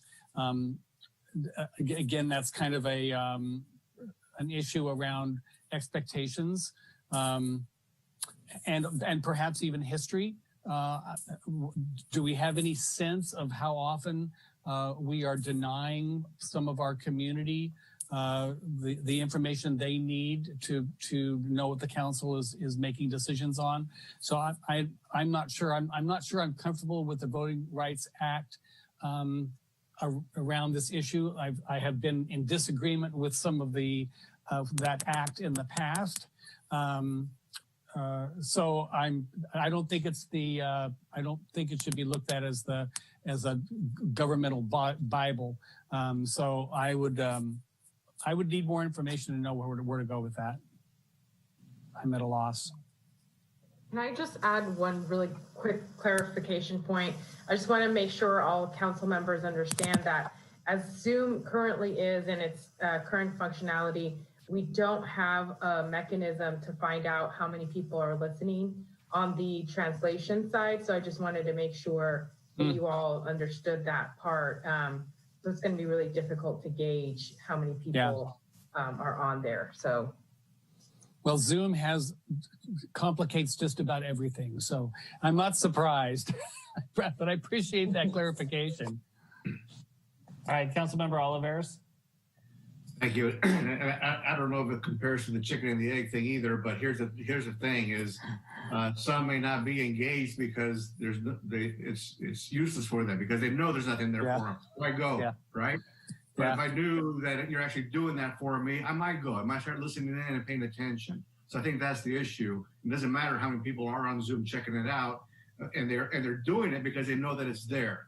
So our retreat committee, would they be more engaged if they knew something would be provided to them? They don't know that it's possible right now because it has been impossible. So I think that's where I would come at this is not, well, who's asking for it? Well, maybe they don't know to ask for it and they're not asking because they know they're not going to get it probably, or that's their thinking. So I think we need to think in those terms as well. Yes, and again, I think the goal and the intent is to eventually roll this out throughout our different bodies in the city. So as part of this phasing process, yes, let's start with council. Like, let's work these bugs out and then see where the next need is going to be. I think the goal would be to keep moving the needle on this effort and to show the community that we're doing that, but we're doing it intentionally. We're trying not to have missteps. We have all of their needs in mind as we're moving forward. I would encourage you, you mentioned San Francisco, I would reach out to Oakland and Long Beach as well. They do a lot of that work as well. So find out what they're using as far as thresholds for other languages besides English and Spanish. I think that might be helpful, but again, I don't have the answer to that either, but it would be good to have some ideas and recommendations come to the rest of the council when we're ready. And again, it goes back to do we do it every meeting? Well, my initial answer is yes, because if people know that we're doing it, then hopefully they're going to be joining us and we're going to be marketing that is available to them. Is it practical? I don't know, but how do we roll it out? So I think for our intentions, I think should be that we're doing it all the time. It's kind of like demonstrating to the public that we're well ahead of the game. We're thinking well ahead as far as the needs of our community. We're not being reactive. Where Sunday we have a set number of people knocking the door because we're not getting something. Okay, well, let's give it to them. Let's do it because it's the right thing to do because we're going to get there at some point. So we need to start exploring how this continues to ripple out and do more and more of this to make it part of who we are and part of our practice. Sue, am I missing other pieces of this? I think that you, the deadline for requesting of a translated agenda. Yeah, I don't have an answer to that. Yeah. And I think that was it. Okay. Yeah, and I was going to say the same thing that you just said, Council Member. A lot of this is the art of the possible versus what is the art of the ideal. I do think that when it comes to community engagement, it's not a one-time thing, so it's hard to judge based on who shows up for one particular item or one particular even meeting. I think that it is a consistent engagement that shows people we're serious about it, and it's going to take resources for us to figure that out. And I do think that we try to move in that direction, and especially when you look at the demographics of our young folks in our community. This is going to be here sooner rather than later, and we want people participating in it. In fact, I think we're going to see that next Tuesday. I think we're going to see a significant part of our community that has never been engaging, and we need to be ready for that. And to me, that's why I actually think it is important that we apply this to the agendas for our commissions and committees as well. How do they know that it's something that's going to be important if they can't even see on the agenda what it is? I get that we can't do our council docs right now, just out of habit, but I do think that that's a good lofty goal for us to get to eventually. And that applies both ways. That applies to our boards and our commissions as well. I'm with you, council member, on the Spanish translation at each meeting. I'm fine with the deadline. You know, we're trying to move in this direction, and there's a practical impact to staff that we need to be able to account for. We have to build that expectation and then build the capacity to where we can get rid of that timeline and have everything be concurrent. We're not there yet, but let's go ahead and do that as we can. And then as for the thresholds, I'm comfortable with the 5% of residents who speak a specific language, and that's something that'll update each time we do the census. if not sooner.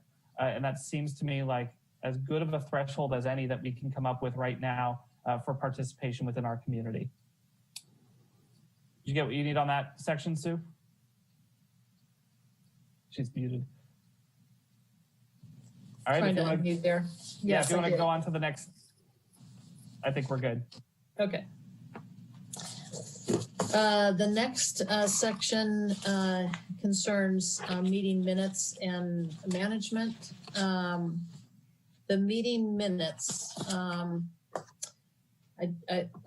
This is section 1-10-.070. And I mentioned first the speaker cards. This was a provision that you directed at your last meeting in April 2019. And that is for the opportunity for speakers to include a one-sentence description of comments on the speaker card. And then the clerk can use that sentence to create a brief description of the comments for the meeting, for the minutes. There had been discussion of having whatever the sentence was included verbatim, and we did decide to instead have that be available simply for the clerk to create the description of the comments. That's to address if that one sentence, in fact, didn't reflect what was said verbally, or if there was some inappropriate language in that sentence. The timing, I also mentioned that the minutes, the contents of the minutes are expanded so that the minutes now will need to include a whole list of things, you know, off the standard kind of issues of the time the meeting was called to order, the names of the members attending, a one-sentence summary of and roll call vote on each matter considered at the meeting, the beginning and end of any closed session, the members of the public who spoke on each matter, if the speaker identifies themselves, and a brief description of their comments. We do not currently do that, and then the time the meeting was adjourned. The timing of the minutes is the draft minutes would be available no later than 15 business days after the meeting. So basically, assuming no holidays, 3 weeks. And then that the final approved minutes would be posted no later than 5 business days after the body has approved those minutes. This is also a staffing issue and time issue for the city clerk. Those deadlines are going to be very difficult to meet. And as with some of the other elements of the ordinance, are likely to require additional staffing within the city clerk's office. And certainly I welcome if city clerk wants to add anything to that comment. I don't really have anything to add other than Sue's right. The 15 days after the meeting would be very difficult, especially if we are having back-to-back council meetings. As you know, coming up in December, we have the first 3 weeks, we have a meeting every week. And so, or if a special meeting shouldn't need to happen. So that may require additional staffing also, because it would definitely have an impact on being able to accomplish other work in the clerk's office, and then also do get these minutes out, draft minutes out to the public. And I'm not sure, I guess I would need some clarification on what you mean by draft minutes available. Would it be on an agenda, placed on an agenda for approval? Or if you're just meaning that the public can ask for maybe a minutes order where it's just, you know, a title of the agenda item and then the vote on the item. Sometimes that is what other cities have done. So I guess I would like some clarification on what you mean, because to actually have, if we have a meeting where we've started at 2:30 and gone till 10 p.m., to have those minutes ready, you know, within 15 days, in addition to doing the agenda items and PRAs and other things that, you know, the clerk's office works on, that's going to be a very tough timeline. So question for both Sue and Stephanie, because I've been thinking about this one a lot since we had pretty substantial conversations around this. Would it be possible, and I'd ask the public to weigh in on if it'd be beneficial to write this section to say that draft minutes will be available no later than 15 business days after the meeting if a video of the meeting is not publicly available? And I ask that question because generally speaking, the video is available the next day after the meeting, which is, in my mind, if you're looking for information about what happened on a specific item, watching the item is probably going to be better than reading the minutes anyway. And I do understand that there's additional value in having that Cliff Notes version from the minutes eventually, but that might be a good way for us to thread the needle between the impact that this would have on the office, as well as the overall intent that I think the Open Government Task Force was going for, which is access to information sooner about what happened. So if that's possible, I'd ask people to weigh in on that.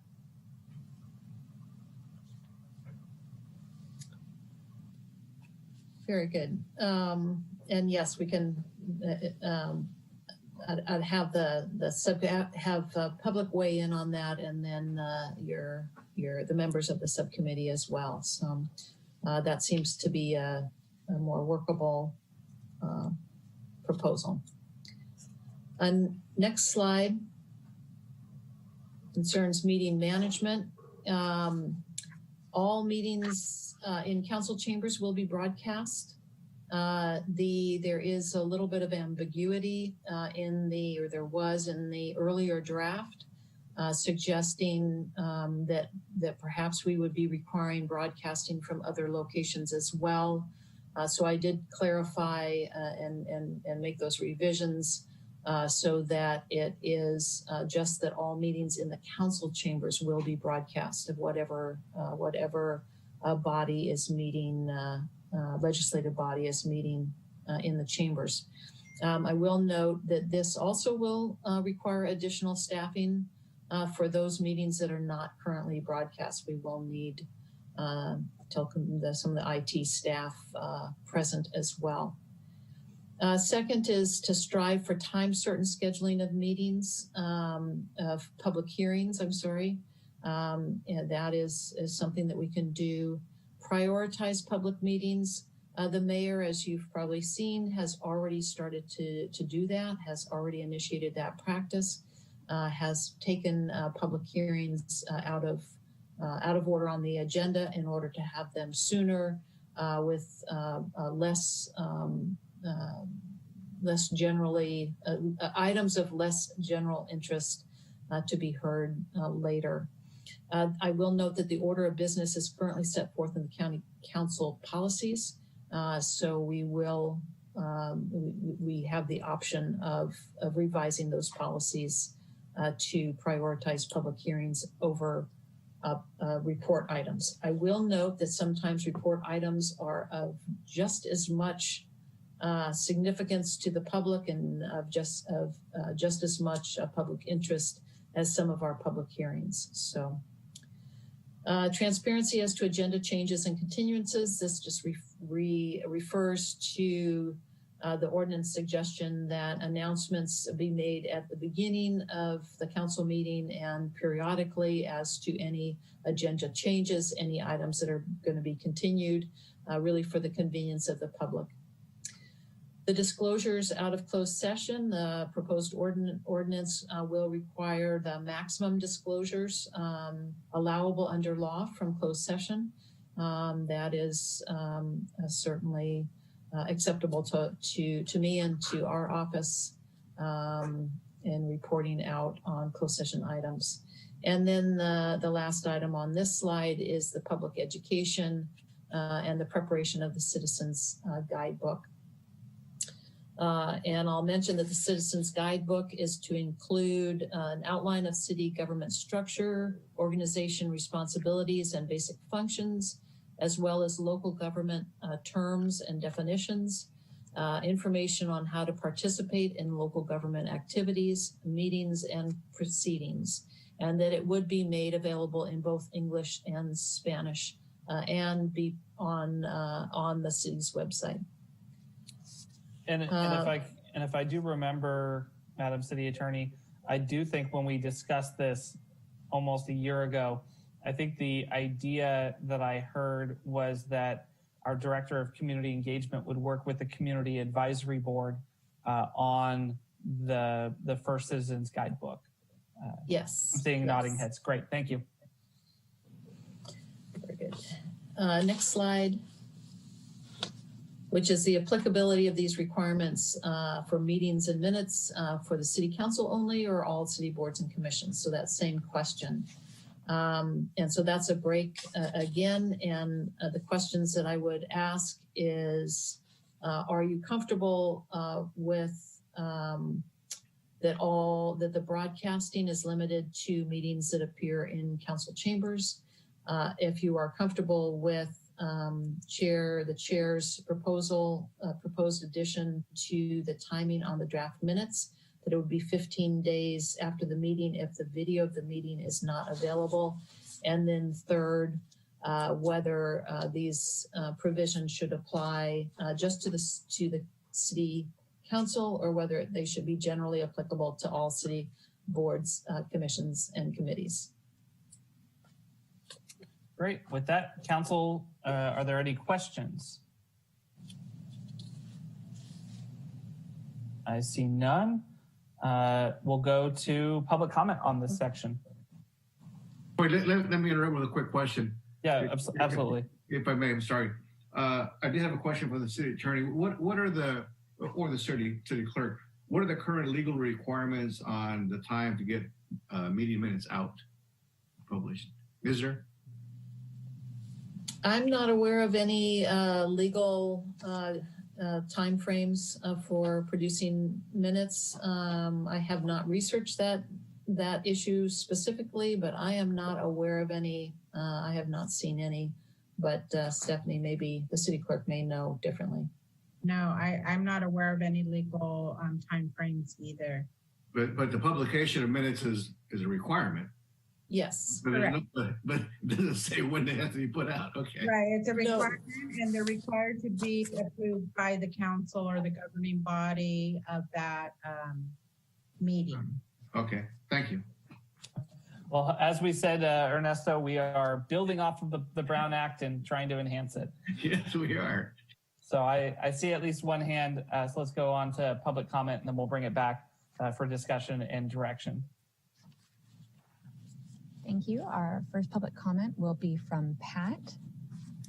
Pat, have you unmuted your mic? I Yes. have. Oh, wait, try it again. We had Pat for a second there. Pat, can you unmute your microphone? I'm unmuted. Wonderful, there we go. And let me go ahead and share the screen so you can see the timer. One moment, please.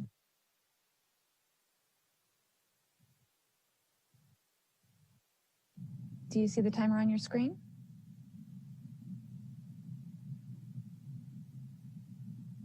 Yeah, I'm not sure we're going to need the timer. Go ahead, Pat. Oh, Pat is still muted. She was muted.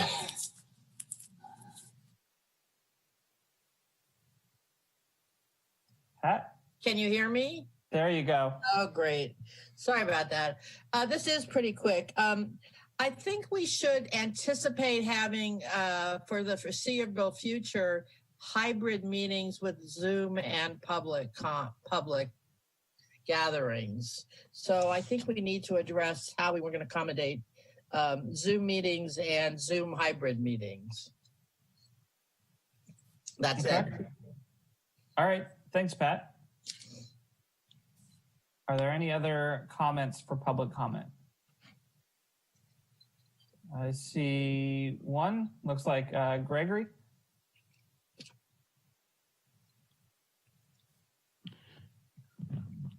Hi, Chris. Howdy. Go ahead. I think council people, when they're serving on another public committee, when you go to SMART or you go to some other committee, you ought to try to reflect the same sort of open government sunshine point of view, representing us as our representative in that body. So I was going to suggest that we come up with something that just sort of, you know, inspires our council people to reflect the same kind of spirit of open government, if they can, on those other meetings, encouraging them to be as open as possible. That's it. That's all I'm asking. Okay. All right. Are there any other comments for public comment on this section? All right. I will bring it back to the council then. And Gregory, I hear you. I definitely hear you. And it is, you know, we had a pretty important start to a process today around public transit access and consolidation. And because it was through Sonoma County Transportation Authority, it was at 2 o'clock in the afternoon, which is, as you mentioned, less open and transparent than most of us would like. So I agree with you, and we'll see what we can do on that front as well. Council members, so I heard specifically a question around what available means, whether this should apply to city council only to start. And then I threw out the question of meeting that middle ground where this section says that the 15 days is guaranteed when a video of the meeting is not readily available. I'll start with, sorry, go ahead. And Chair Rogers, if I may, I do want to note, just to kind of in response to one of the public comments, this draft ordinance was prepared obviously pre-COVID. And so it does not address any of the Zoom meetings or the enhanced opportunities for public participation that we have implemented during the COVID, while we're under COVID restrictions. So this ordinance does not address that. And so you might also indicate, I hesitate to suggest that we try to add anything in to this ordinance, just out of concern that it may delay the ordinance. But it is something to consider. I know as staff, we have talked about things like the call-in public comments, the posting of email comments, and so forth. So, but again, it's not in the PowerPoint because it is not in the draft agenda. So we couldn't go into any detail tonight on that because it's not, hasn't been a part of the agenda package. But again, if someone wants to weigh in generally, I most welcome that. Yeah, I appreciate that. And it is important as we send this, hopefully, ordinance forward. We're learning a lot through COVID. And this isn't the end point, but rather, as I keep trying to emphasize for people, the foundation that we're going to continue to build on moving forward with those lessons learned. And as we had talked about before, there are some other areas that I'd like for us to go into, including lobbying reform and some other aspects that we just have not been able to get across the finish line yet. So I'll make sure that I mention that up front, that we are not done when this ordinance is done, and we will definitely circle back on those items. And with that, Councilmember Sawyer. Thank you, Mr. Rogers. I'll go down the list. I think I have them all. I like the 15 days if the video availability is not, if there is not video availability. it is the best way to get the nuances when to watch the videos. They can be long, but you can also select the item that you want to hear about. So I think that's a good compromise. We're already reordering the agenda. Not all public hearings are as important as others. I think the mayor does a good job, and that'll be part of whatever mayor we have will be. Their responsibility will be to identify the importance of a particular public hearing, and then reorder the agenda to satisfy that. Love the idea of the Citizens Guidebook. I think that is just outstanding. When we went to district elections, we did potentially affect our pool of candidates, and it kind of restricts it to some degree. And I think having a Citizens Guidebook can work to demystify with our community how our city functions and how the city council functions, et cetera. The broadcasting in chambers only, I'm comfortable with that. I think the technology is going to change in the not too distant future to allow us to easily broadcast from remotely. But in looking at how the Open Government Task Force or how the Sunshine Ordinance Subcommittee dealt with the number of staff people that it took to broadcast or just to record those meetings, suggests to me that we limit the actual broadcast until we have technology that makes it simple to broadcast no matter where we are. And I think those were the items. Am I missing one? I think you're good. I think I got them. Councilmember Oliveros? Okay, let me see if I can take a crack at this here. I think I don't think there was discussion on the speaker card, but it sounds good. I mean, we're not requiring people to do something. We're asking them to include a sentence about their comment is what the ask is, it looks like. The issue was going to the draft minutes.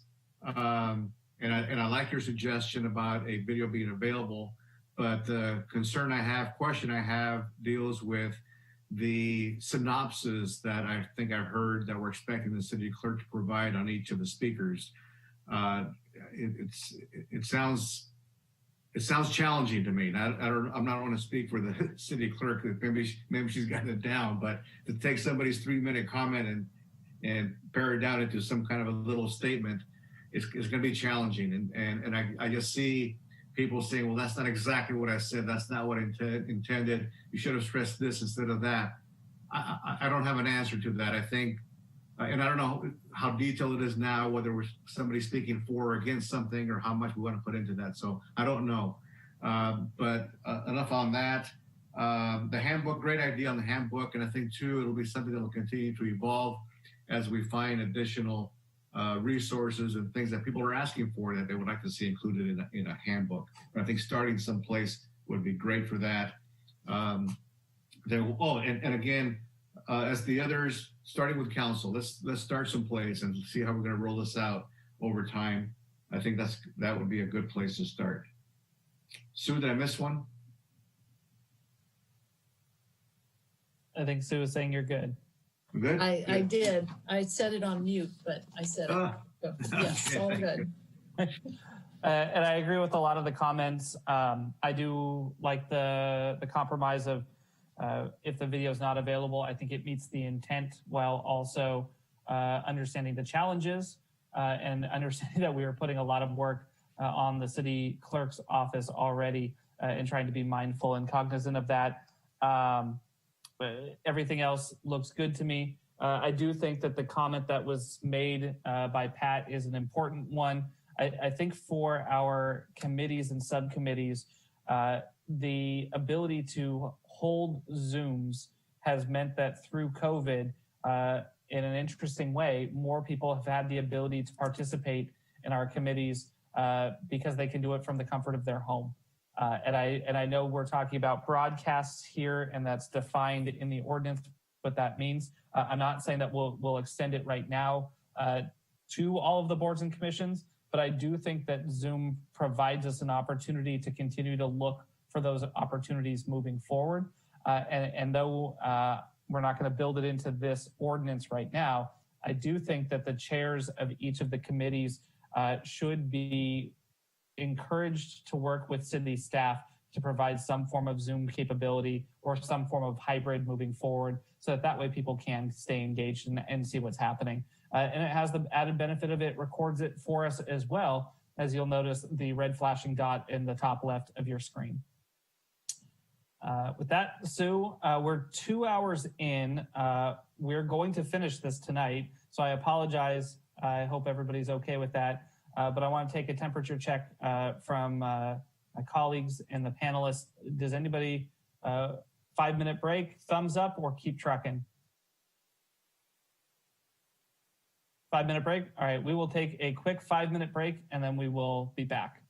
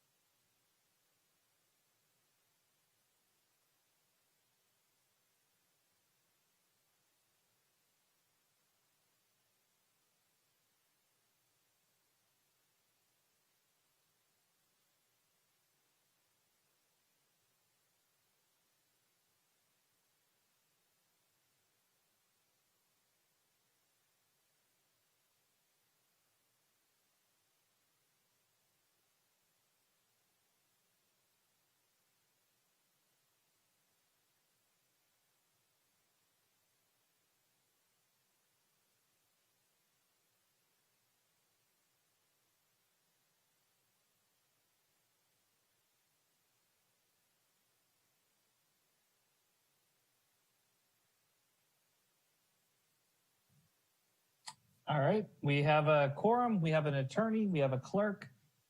Let's go ahead and get back to it. And Councilmember Sawyer will join us as he can. We've got 8 more slides to go. So Sue. All right, so the next group of slides is about the open by default, our documents and data, and the Public Records Act. So we begin by the open by default. That is a term of art within the ordinance and pursuant to the subcommittee's direction from last April 2019. We've revised those provisions regarding open by default to, number 1, focus on data rather than documents, and 2, to include in that only the data that's generated by the city itself and its departments. So this is the summary. It's all data generated by the city is available for public review unless it is exempt from disclosure under the Public Records Act. And that all of that data is consolidated into a single web portal for ease of access. So I've included this just to confirm that we've incorporated your comments from, again, April of 2019. And so can you give us a quick example of when something, data that's done by the city would be exempt under the PRA? Sure. There are data that's generated that's attorney-client privilege, so data that's generated through our office in terms of what our work is. It would include confidential information, billing information, and so forth from our finance department in terms of personal identities. It certainly includes any data regarding sensitive security issues.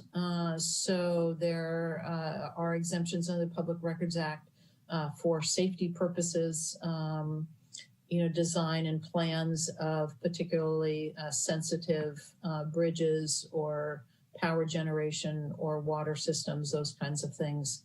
So those are generally data regarding personnel matters. So those are some examples of exemptions from the Public Records Act. So just as an example, we did an analysis of damage due to the October 2017 wildfires. That was part of an ongoing litigation with PG&E where we would not have wanted that information to be public until we had already been able to get into those findings and reach a settlement, correct? Correct. Okay. All right, let's keep going. Okay, next page. Next slide, I should say. If we're gonna go into the PRA, I'll just, I see a hand up really fast for the open, Sure. The open data. And if we can just go to Pat really fast before we move, because I know the PRA section is denser. Yes. While I pull up the public comment screen. And Pat, if you want to unmute yourself, you can go ahead. Can you hear me? Yep. Just a very simple, I think we need a definition of data. I don't know what you're talking about when you say data. So if we had in the definitional section data, I think it would be helpful, certainly to me. Thank you. Okay. And Sue, yeah, I don't remember seeing a definition of data in the definition section. Perhaps should this move forward, perhaps that could be something that we add in if I see thumbs up from council members going forward. Yes, that's certainly something that we can add. Perfect. Great. Go ahead and jump on to the next section. The Public Records Act.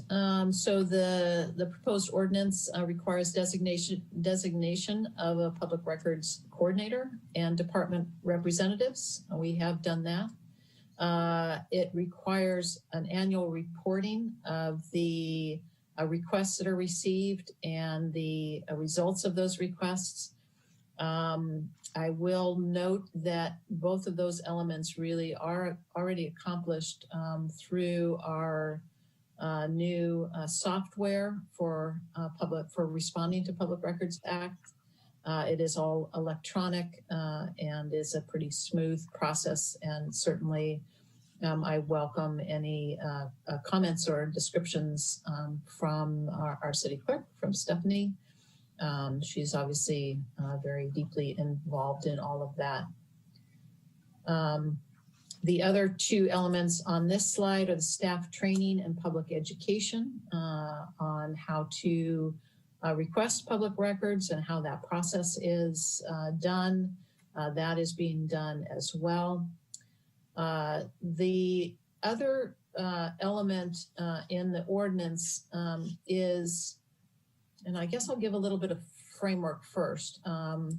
The Public Records Act requires that a public agency respond to a public records request within 10 days of receipt. That means that we have to provide a response. The response may be, here attached are the documents that you've requested, the records that you've requested. It may be, we have the records, we have some records that are responsive to your request, but it will take us another 2 weeks to gather all of those. They're voluminous, they're in different locations. So it's just that we have to provide that response within 10 days. The proposed ordinance makes a distinction between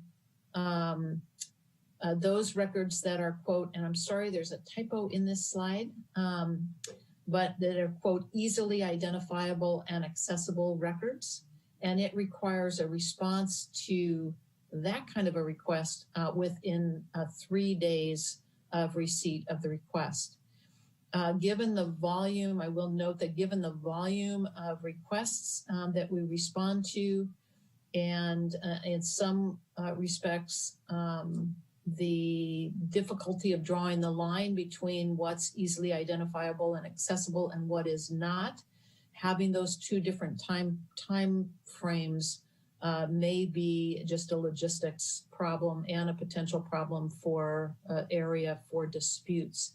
Certainly our staff that is working on public records responses, they are very aware of moving quickly, of gathering documents and producing them as soon as possible. And some can be turned around in a very short period of time, but it does concern me to have that dual time frame within the ordinance.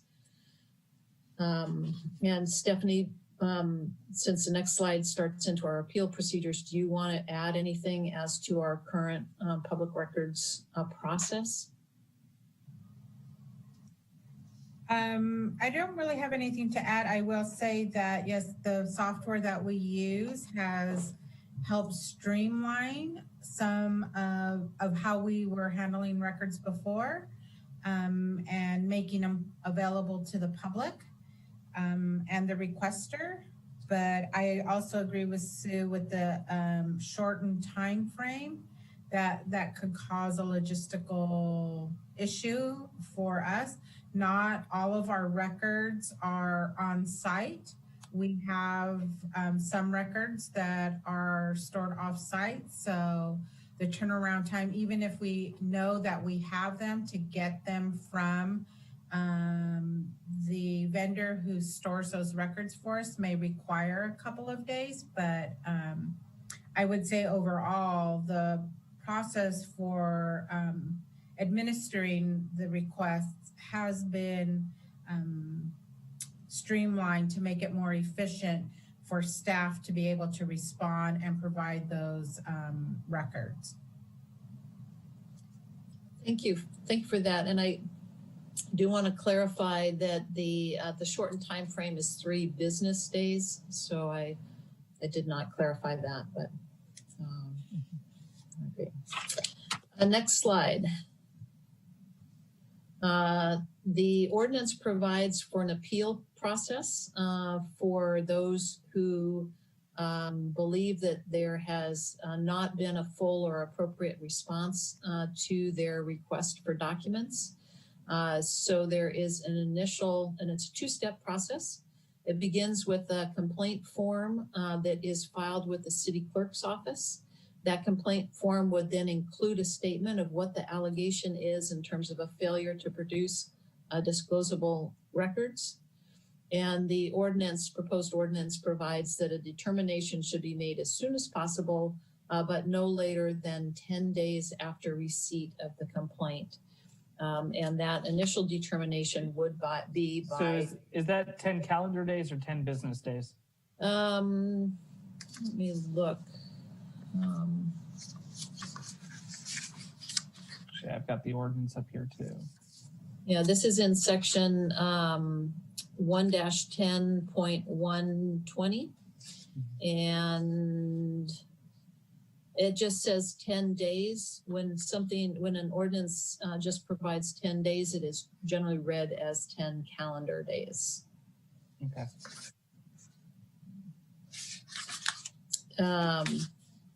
Next slide. If the individual or entity that has made the public records request is not satisfied with the decision of the city clerk, they can petition to the city council. And then the petition is to be heard at the next available council meeting. And the council then is required to inform the petitioner of its decision within 2 days of the meeting and within 45 days of receipt of the petition. So 2 days of the meeting, but no later than 45 days after receipt of the petition.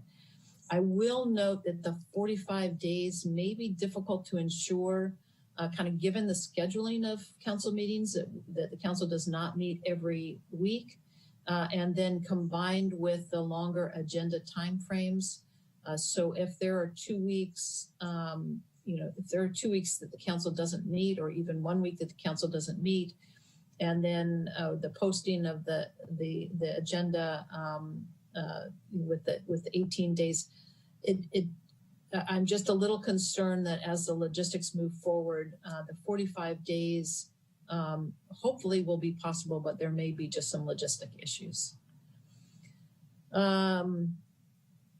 Then there is the petition to city council. If the individual or entity is still unhappy with the decision, they are able to go to Superior Court to challenge that decision. And I will note that in Public Records Act cases, a prevailing plaintiff is entitled to their costs and attorney's fees. The ordinance also provides for an annual report on the appeals and the dispositions, and that would include both the initial complaint filed with the city clerk and then also the petition to the city council. One of the questions that I'd like the council to weigh in on is that whether these procedures whether a plaintiff is required to go through these procedures before moving to Superior Court, or whether those could go parallel. In general, where an agency provides for an appeal procedure, those appeal procedures, internal appeal procedures, have to be exhausted before a plaintiff can move to file a petition, file an action in Superior Court. The language of the ordinance in emphasizing that there are other, that the court options remain available suggests that perhaps the principle of exhausting one's administrative remedies does not apply here. I would ask, and I would recommend that the subcommittee direct that we revise, that we clarify the ordinance to confirm that that you do need to exhaust these appeal procedures before you head to court. The reason for that principle of exhaustion of administrative remedies is to give the local agency an opportunity to correct any errors before going to court, before being subject to potential attorney's fees and costs, but particularly to save the judicial resources and save the public entities resources, as well as the petitioner. This is an easier process than going to court. So that would be the question that I'd ask. Chair Rogers, could I get a clarifying question? Yep, jump in. Thank you. Whoops. Get my earpiece back. Madam City Attorney, you mentioned some. I'm going to go back up into the one of the other bullets. You mentioned discomfort with 45 days of the receipt of the petition. Did you have a recommended time frame for us to consider? I think I would recommend 60 days. Would be my recommendation. Certainly, or simply tie it to when the days after the council meeting, informing the petitioner of the decision within 2 days of a council meeting. That feels to me very comfortable. That's a quick turnaround. It just says informing the petitioner of the decision, but we should have something written out when we're at council recommending. There may be some refinement of any written documents, but I take informing the petitioner of the decision of at least a yay, yes, we're giving you additional documents, or no, we're not. And it may take a little bit more time before we have a written determination that lays out any findings. Okay. The petition is to be heard at the next available council meeting, so that sets when it's going to be heard, and then to have the decision issuance within a certain number of days, or informing the petitioner of the decision within a certain number of days after that meeting. I'm more comfortable with that than tying it at all really to the date of receipt of the petition. Okay, thank you. Sure.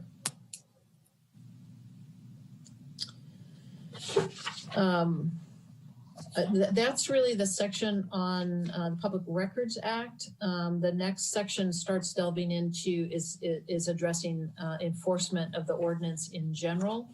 And I would ask the chair, do you want me to stop after the Public Records Act now, or do you want me to go ahead and address the enforcement of the ordinance and the remaining slides? Let's do a quick check-in from the public and from council members on the PRA section. Okay. If you have a question or a comment in the public, please raise your hand. They're not seeing any. Council members, does anybody have any comments or questions on this section? Go ahead, Councilmember Sawyer. Thank you, Mr. Chair. I agree with the 3 days. So you have to go back to the 2 days. 2 days of the council meeting.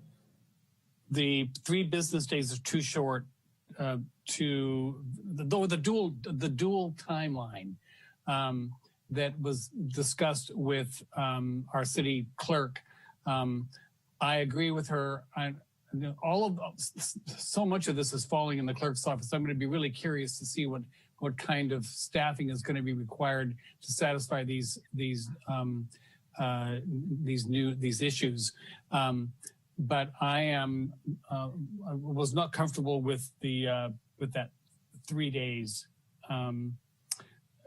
for the as soon as possible.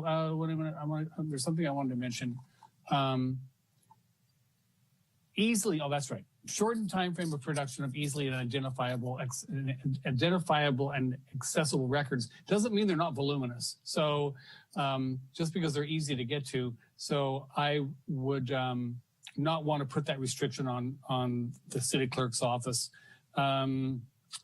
And I would take the city attorney's recommendation on the number of days, on the not tying the 45 days. Just I think she had the language in there, and I agree with her concerns about either the 60 days, but not tying it at all to the days or a number of days would be. I would just take her recommendation. Councilmember Oliveros? Yeah, I'd like to record a thumbs up on that. Perfect. All right. And may I ask the other question was, are you about the exhaustion of administrative remedies and yes. requiring? Yes. Agree with your recommendation. And so I'm good with all of that, Sue, but I did have questions and concerns about the appeal process to the city council.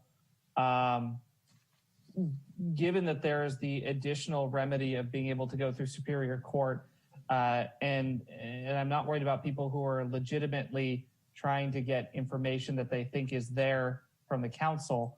I can see this turning into an individual repeatedly appealing to the city council over and over and over again on different PRAs that ends up exhausting our time that, quite frankly, is the opposite of open government, because it'll put people off from attending council meetings if they continue to be longer and longer and longer as a result.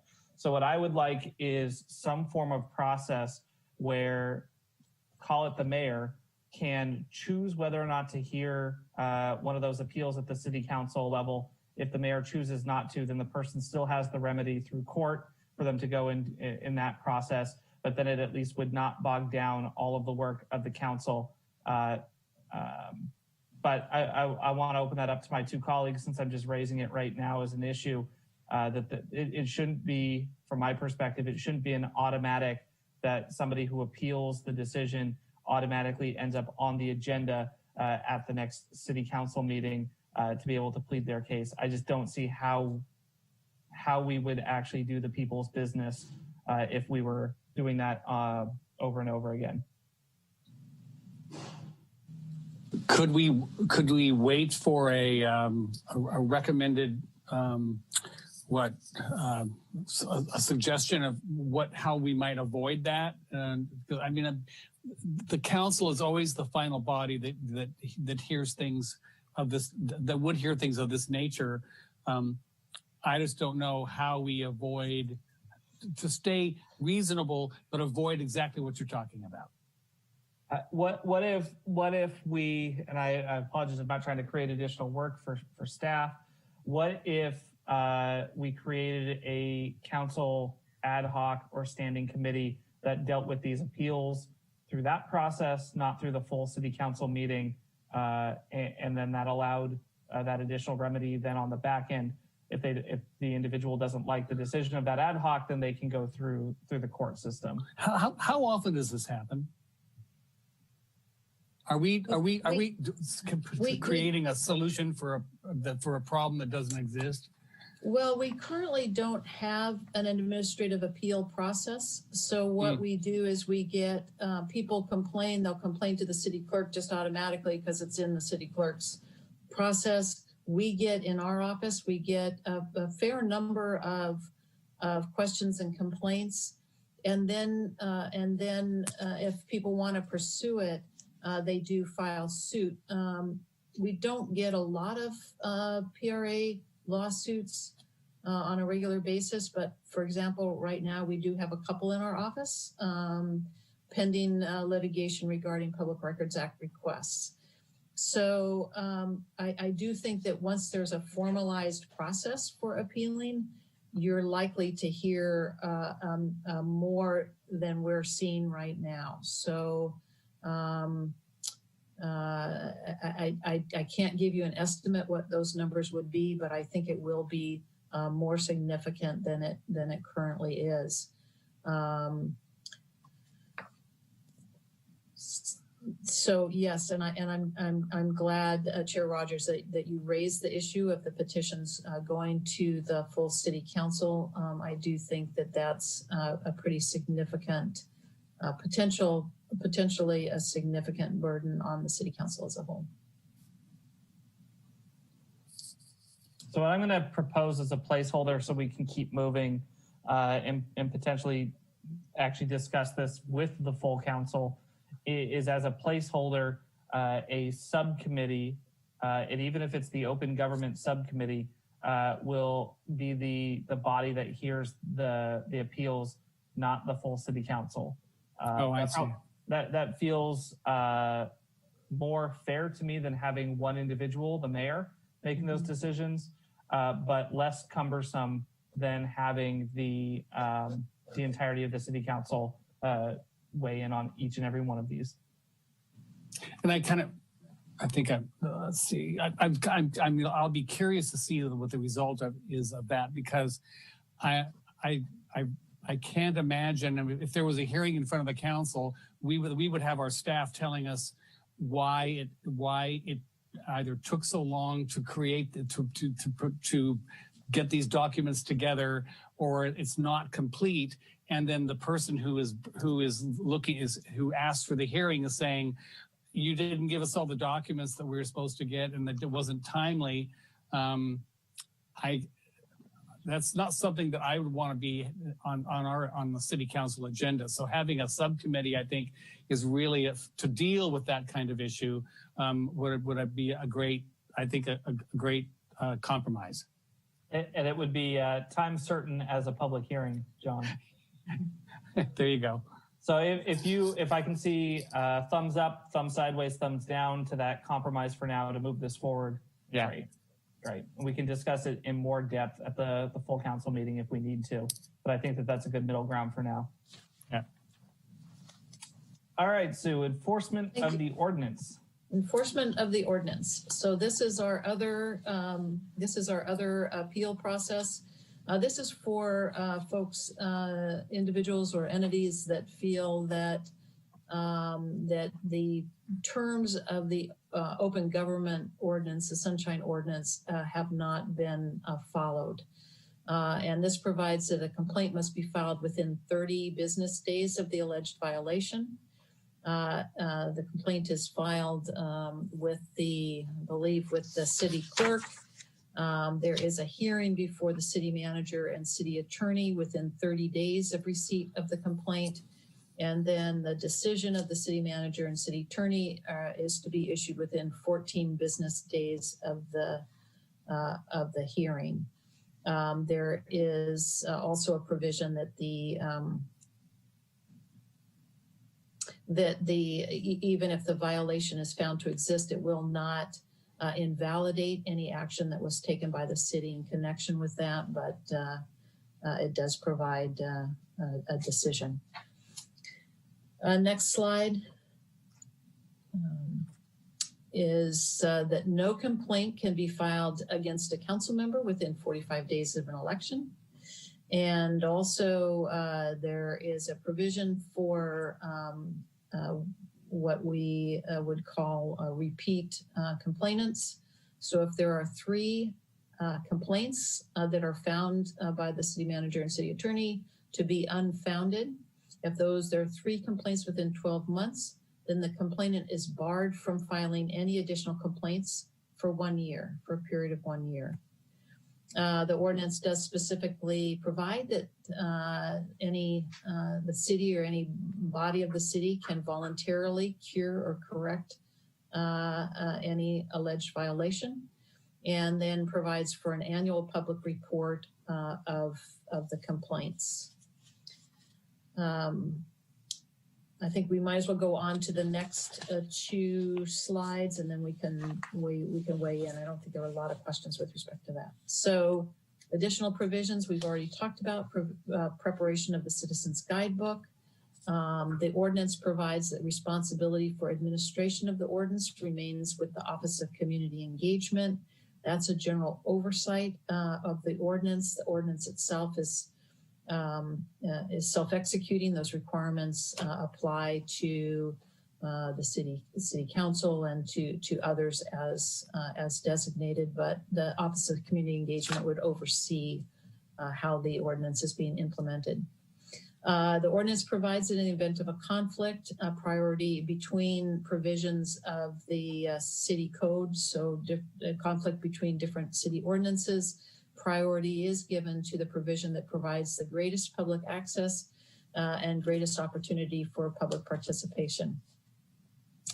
I want to also note on this last bullet, the ordinance suggests that the city attorney cannot defend any employees against allegations of of any violations, at least within the city appeal process. I've called that out. Our office does have an obligation to defend the city. We represent the city, and to the extent that we've determined that employees are acting within the scope and course of their employment, we do also have an obligation to defend them as well. So I have recommended deleting that provision. The ordinance does acknowledge that once we're in court, we can provide a defense. But this kind of gets into, we advise staff, then we advise any boards and commissions, and then we advise the council. Throughout, we are advising the city as a body. We don't, if we've advised staff or a department and there's an appeal of that decision, we are not defending them. We are not the attorney of that employee or of that department, but we continue to advise the city as a whole throughout, and our advice would be consistent at each level.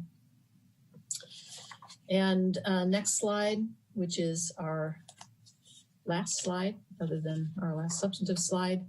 I do want to clarify and kind of point out that the definitions, we have revised the definitions to move substantive requirements into the body of the ordinance. We have revised the appeals provisions to redraft it into more neutral terms. Originally, they were assuming that there had been a violation, so we've redrafted that into more neutral terms. And then I want to note that going forward, before we bring this to the full council, we will comb back through the ordinance to make revisions to ensure consistent terminology, consistent numbering, clarity, internal consistency.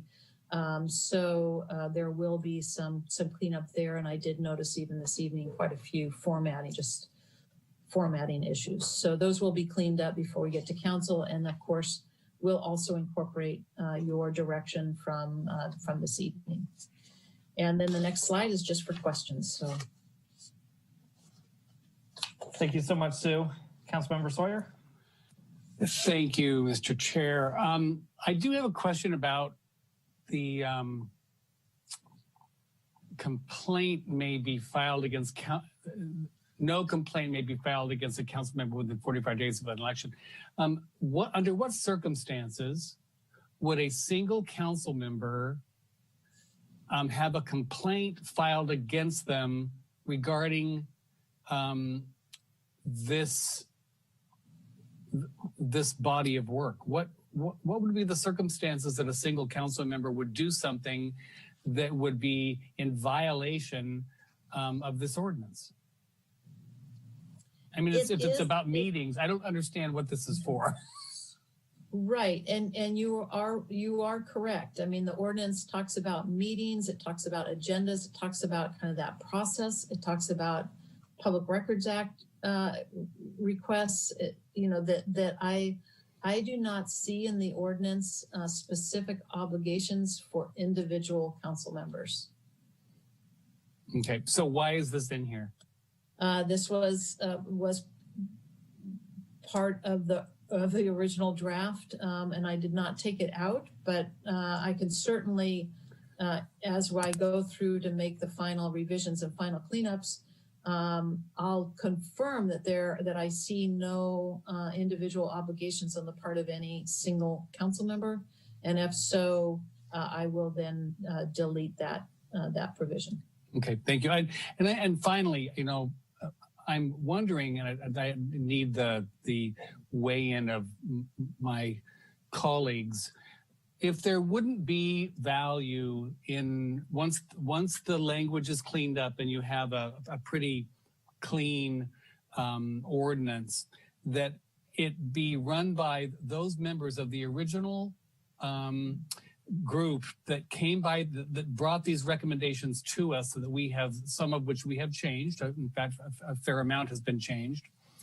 And ask them if there are any issues or any elements of this ordinance that stand out that would make them want to suggest to the council a consideration, consider changing something, and be able to give us a reason why, because they really did work very, very hard on this. And I would hate to miss something because we didn't put it in front of them. And not every one of the individuals might be interested in weighing in, but I know that Karen Weeks, who is my appointee to the Planning Commission and the vice chair, might have some recommendations, and whether the council wants to embrace those, fine. But I would like to be able to hear their opinion about the changes that were made, and if there are any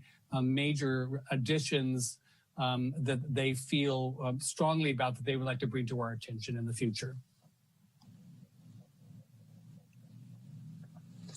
Councilmember Oliveros. Yeah, I agree with Councilmember Sawyer. It's almost like kind of in a sense, it's been a long time. This has been in process, and sometimes we forget what the conversations were back, what we say 6 years ago, whatever it was. Yeah. So I think having that kind of that check-in loop to make sure that we're meeting the intent of where this thing started and we're on the right track, I think it would be appropriate. Yeah, and I agree. I think let's package this, not just the red line version, but the cleaned up version. Make sure that we reach out to each of those members for additional comments, and then have that available at the council meeting for all council members to sort of consider those comments strongly and see if we need any additional revisions going forward. Go ahead, Sue. And I was going to say, I very much appreciate that, and very much appreciate all the work that the original Open Government Task Force did. And I have begun to prepare a chart, or we've begun to prepare a chart in terms of what their recommendations were, how those elements are appearing in this ordinance. That'll help give us a framework to work from, and I think may be helpful for them as well. And I do think it's helpful at this point to provide to the members of the task force both the red line and the clean copy. It would be my intent when we take it to the full council that we are simply providing the clean copy as the item for the full council to consider. If you would like to direct us, certainly we can provide a red line. But this red line is based on an original version that was already changed. There were red lines adopted, accepted, and now this is another. So it's in a process of iterations, and I'm not sure how helpful the red line will be to the full council, but I certainly have no objection to including it in the packet. But again, it was my intent that it would just be the clean copy that goes to the full council. But I'm very open to if you feel differently. No, I'm comfortable with that, and I will just as a matter of reminder, because we did start even this version of the committee so long ago at this point. Our charge really was the Sunshine Ordinance. So I do know when we first started, we did walk through all of the elements of the Open Government Task Force report with a status update on where the city was on implementing each section. But our charge was specifically the Sunshine Ordinance. So that's really where I want to make sure we finish and get across the finish line. And then my interest and my intent is for this council to continue the Open Government Subcommittee, Implementation Subcommittee, where we can build on that Sunshine Ordinance, where we can review the rest of the recommendations from the task force and see how we continue to move our city in that direction. And with that, I'm going to open it up for last comments or questions. Let's start with questions from the council on the ordinance. We'll go to questions and comments from the public on the ordinance as a whole, and then we'll wrap it up, hopefully with a motion and a vote. Any other questions, council members? Sue, Stephanie, is there any question that you, or Magali, any questions that you guys have about the direction from the subcommittee, or are we looking pretty clear here? Clear Great. from my perspective, yep. Great, I'm seeing thumbs up. With that, we'll go to the public and see if there are any other questions or comments kind of holistically around the ordinance. And I'm not going to hold you to the 3 minutes. I want people to be able to get their comments in. So let's start with Pat.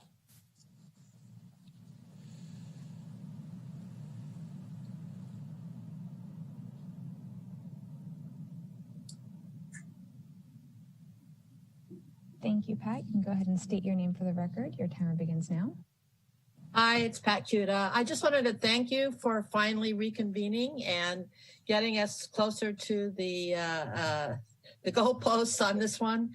I am very relieved to hear that Chris has your concern of continuing the work of the subcommittee around the rest of the implementation of the Open Government Task Force.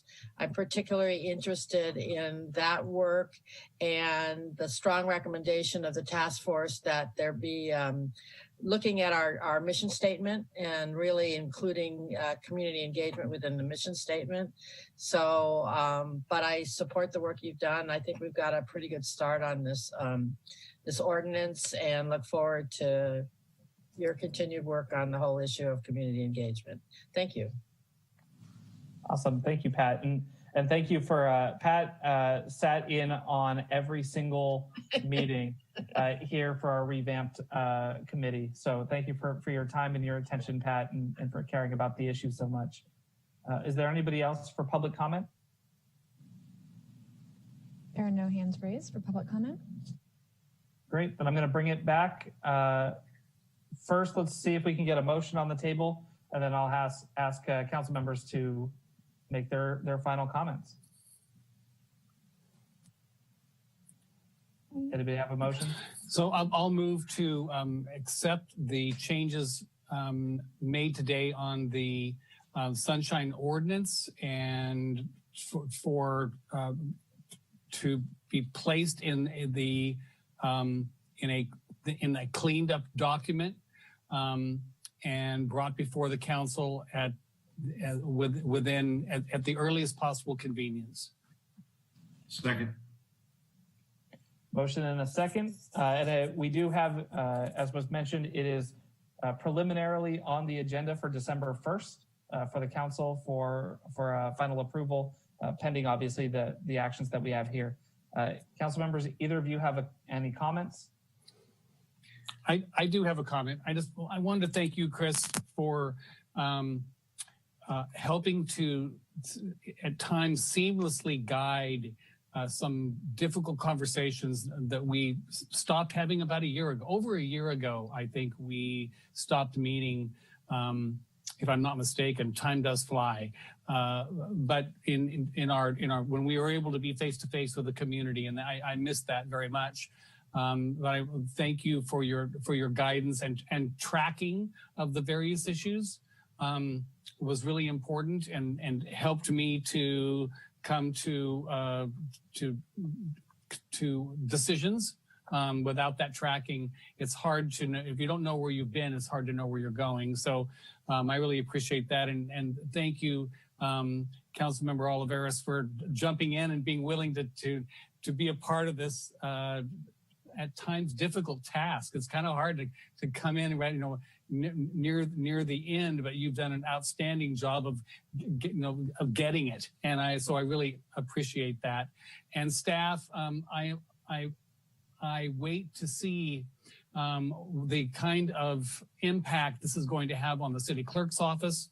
When we were doing work in community development, in planning, to help make the ability for people to come and do business in Santa Rosa more smooth and easier and less expensive. That department was heavily impacted by the decisions made by our council in planning and the building department. That same pressure is being placed on you today. and will be when the council comes up with its final decision. So I am hoping that you are clearly able to make a case in front of the council when we are dealing with our budgets, that you are given the tools to implement these various changes, because they are not small. They will take a great deal of work and effort. These are major changes that will affect the entire organization. So get your pencils out, sharpen them, and make sure that you have the tool, and that you ask for the tools you need to help us implement these major changes that will help the community know what's happening in our city. So make sure that you ask. It's going to be important. Thank you. Councilmember Oliveros. Thank you.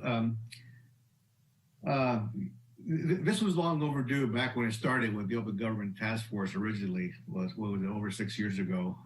But I think it hasn't gone away and it won't go away. And thank you, Chris, for your leadership and keeping this on the burner and keeping it moving. But I think we have a lot of good things in place right now. It's interesting with the timing on some of the elements of this too. One big one is the presence of Dali, who's here, who's going to be, I think, spearheading a lot of this too with our community. All the things going on in our community right now, locally at the national level. Timing is right. There's a call for more engagement. But a lot of this engagement, again, like I said before, some of this can't be an afterthought. We have to be more proactive than reactive on the things that we do. I don't know who decided down in Freedom to change all the signs and put everything up in Spanish. Some things I can't even read it because I don't understand them sometimes, but they did it for a reason. And again, when I go to places like that, I go into some of our hospitals and see just the signage around there. I feel welcomed, even just as a Latino. I can only imagine what it's like for other Latinos in our community who don't even speak English to see that. To know that they're welcome there. And I think those are the things that we need to be doing with our city, not just with the Open Government Task Force, but even with our own campus and places, our buildings, et cetera, as people need to look and feel like they are welcome there, that this is their building, this is their city hall, their council chamber. This is a big part of that, making them feel that this is theirs.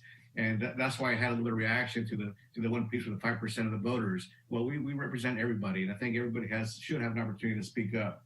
In fact, we need to be ready to do the right thing and spend the money needed to make this successful.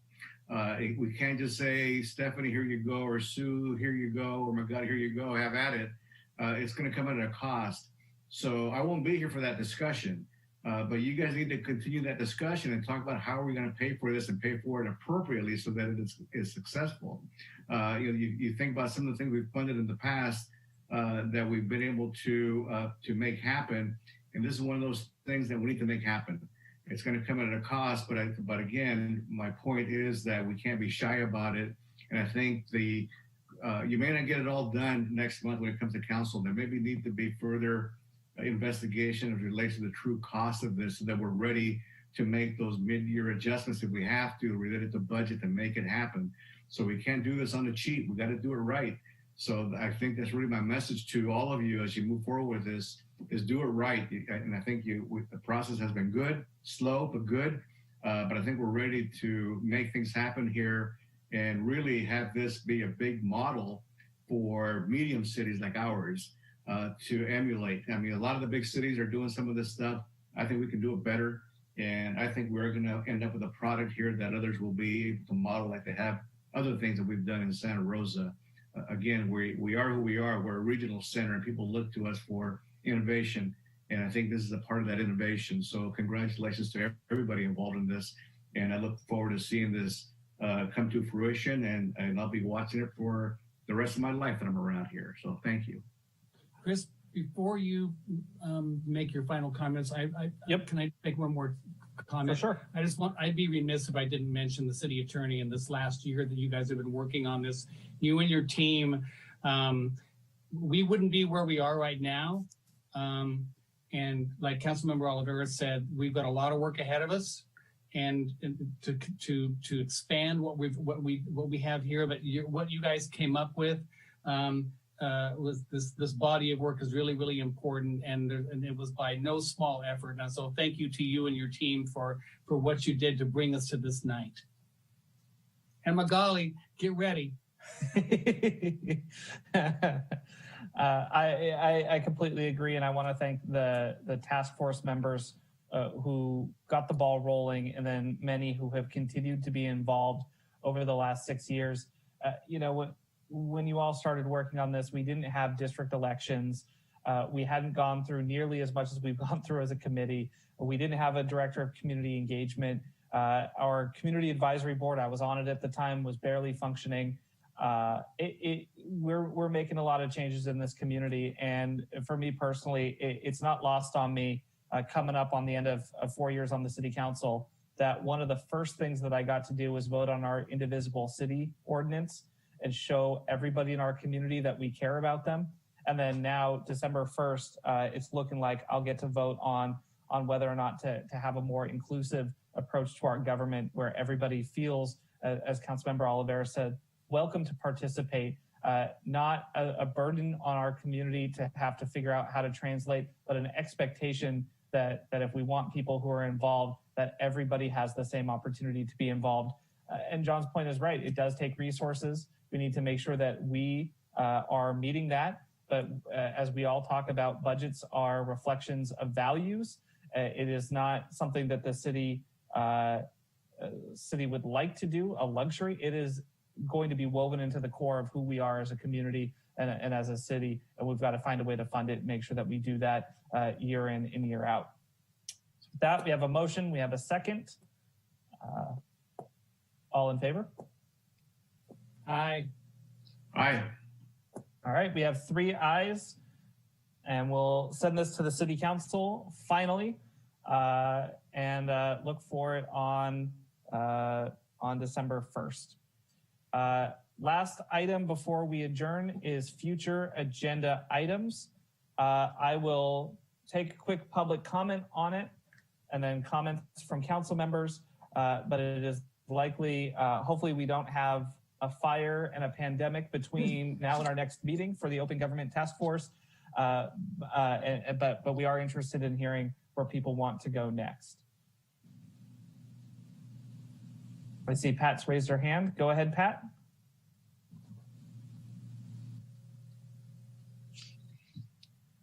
I would love for you to have a hearing inviting the original task force members. I have talked with several of them, and many of them have sort of given up the ghost. Can you hear me? Yeah. Oh, okay, good.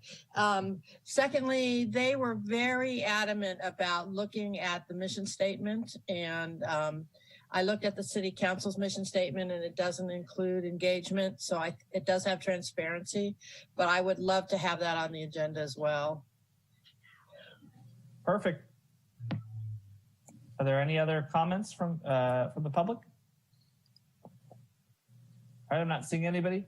Councilmember Sawyer, Councilmember Oliveras, any other thoughts? Thank you. Excellent. We will hold those items that were mentioned from Pat. I think that they're good ones for our next meeting to possibly put on the agenda, as well as the discussion about lessons that we are learning from COVID on engagement and how we can continue to operate in a way that is more inclusive. And with that, we will adjourn tonight's meeting, and we'll see you all soon. Thank you. Bye, everybody. Thank you.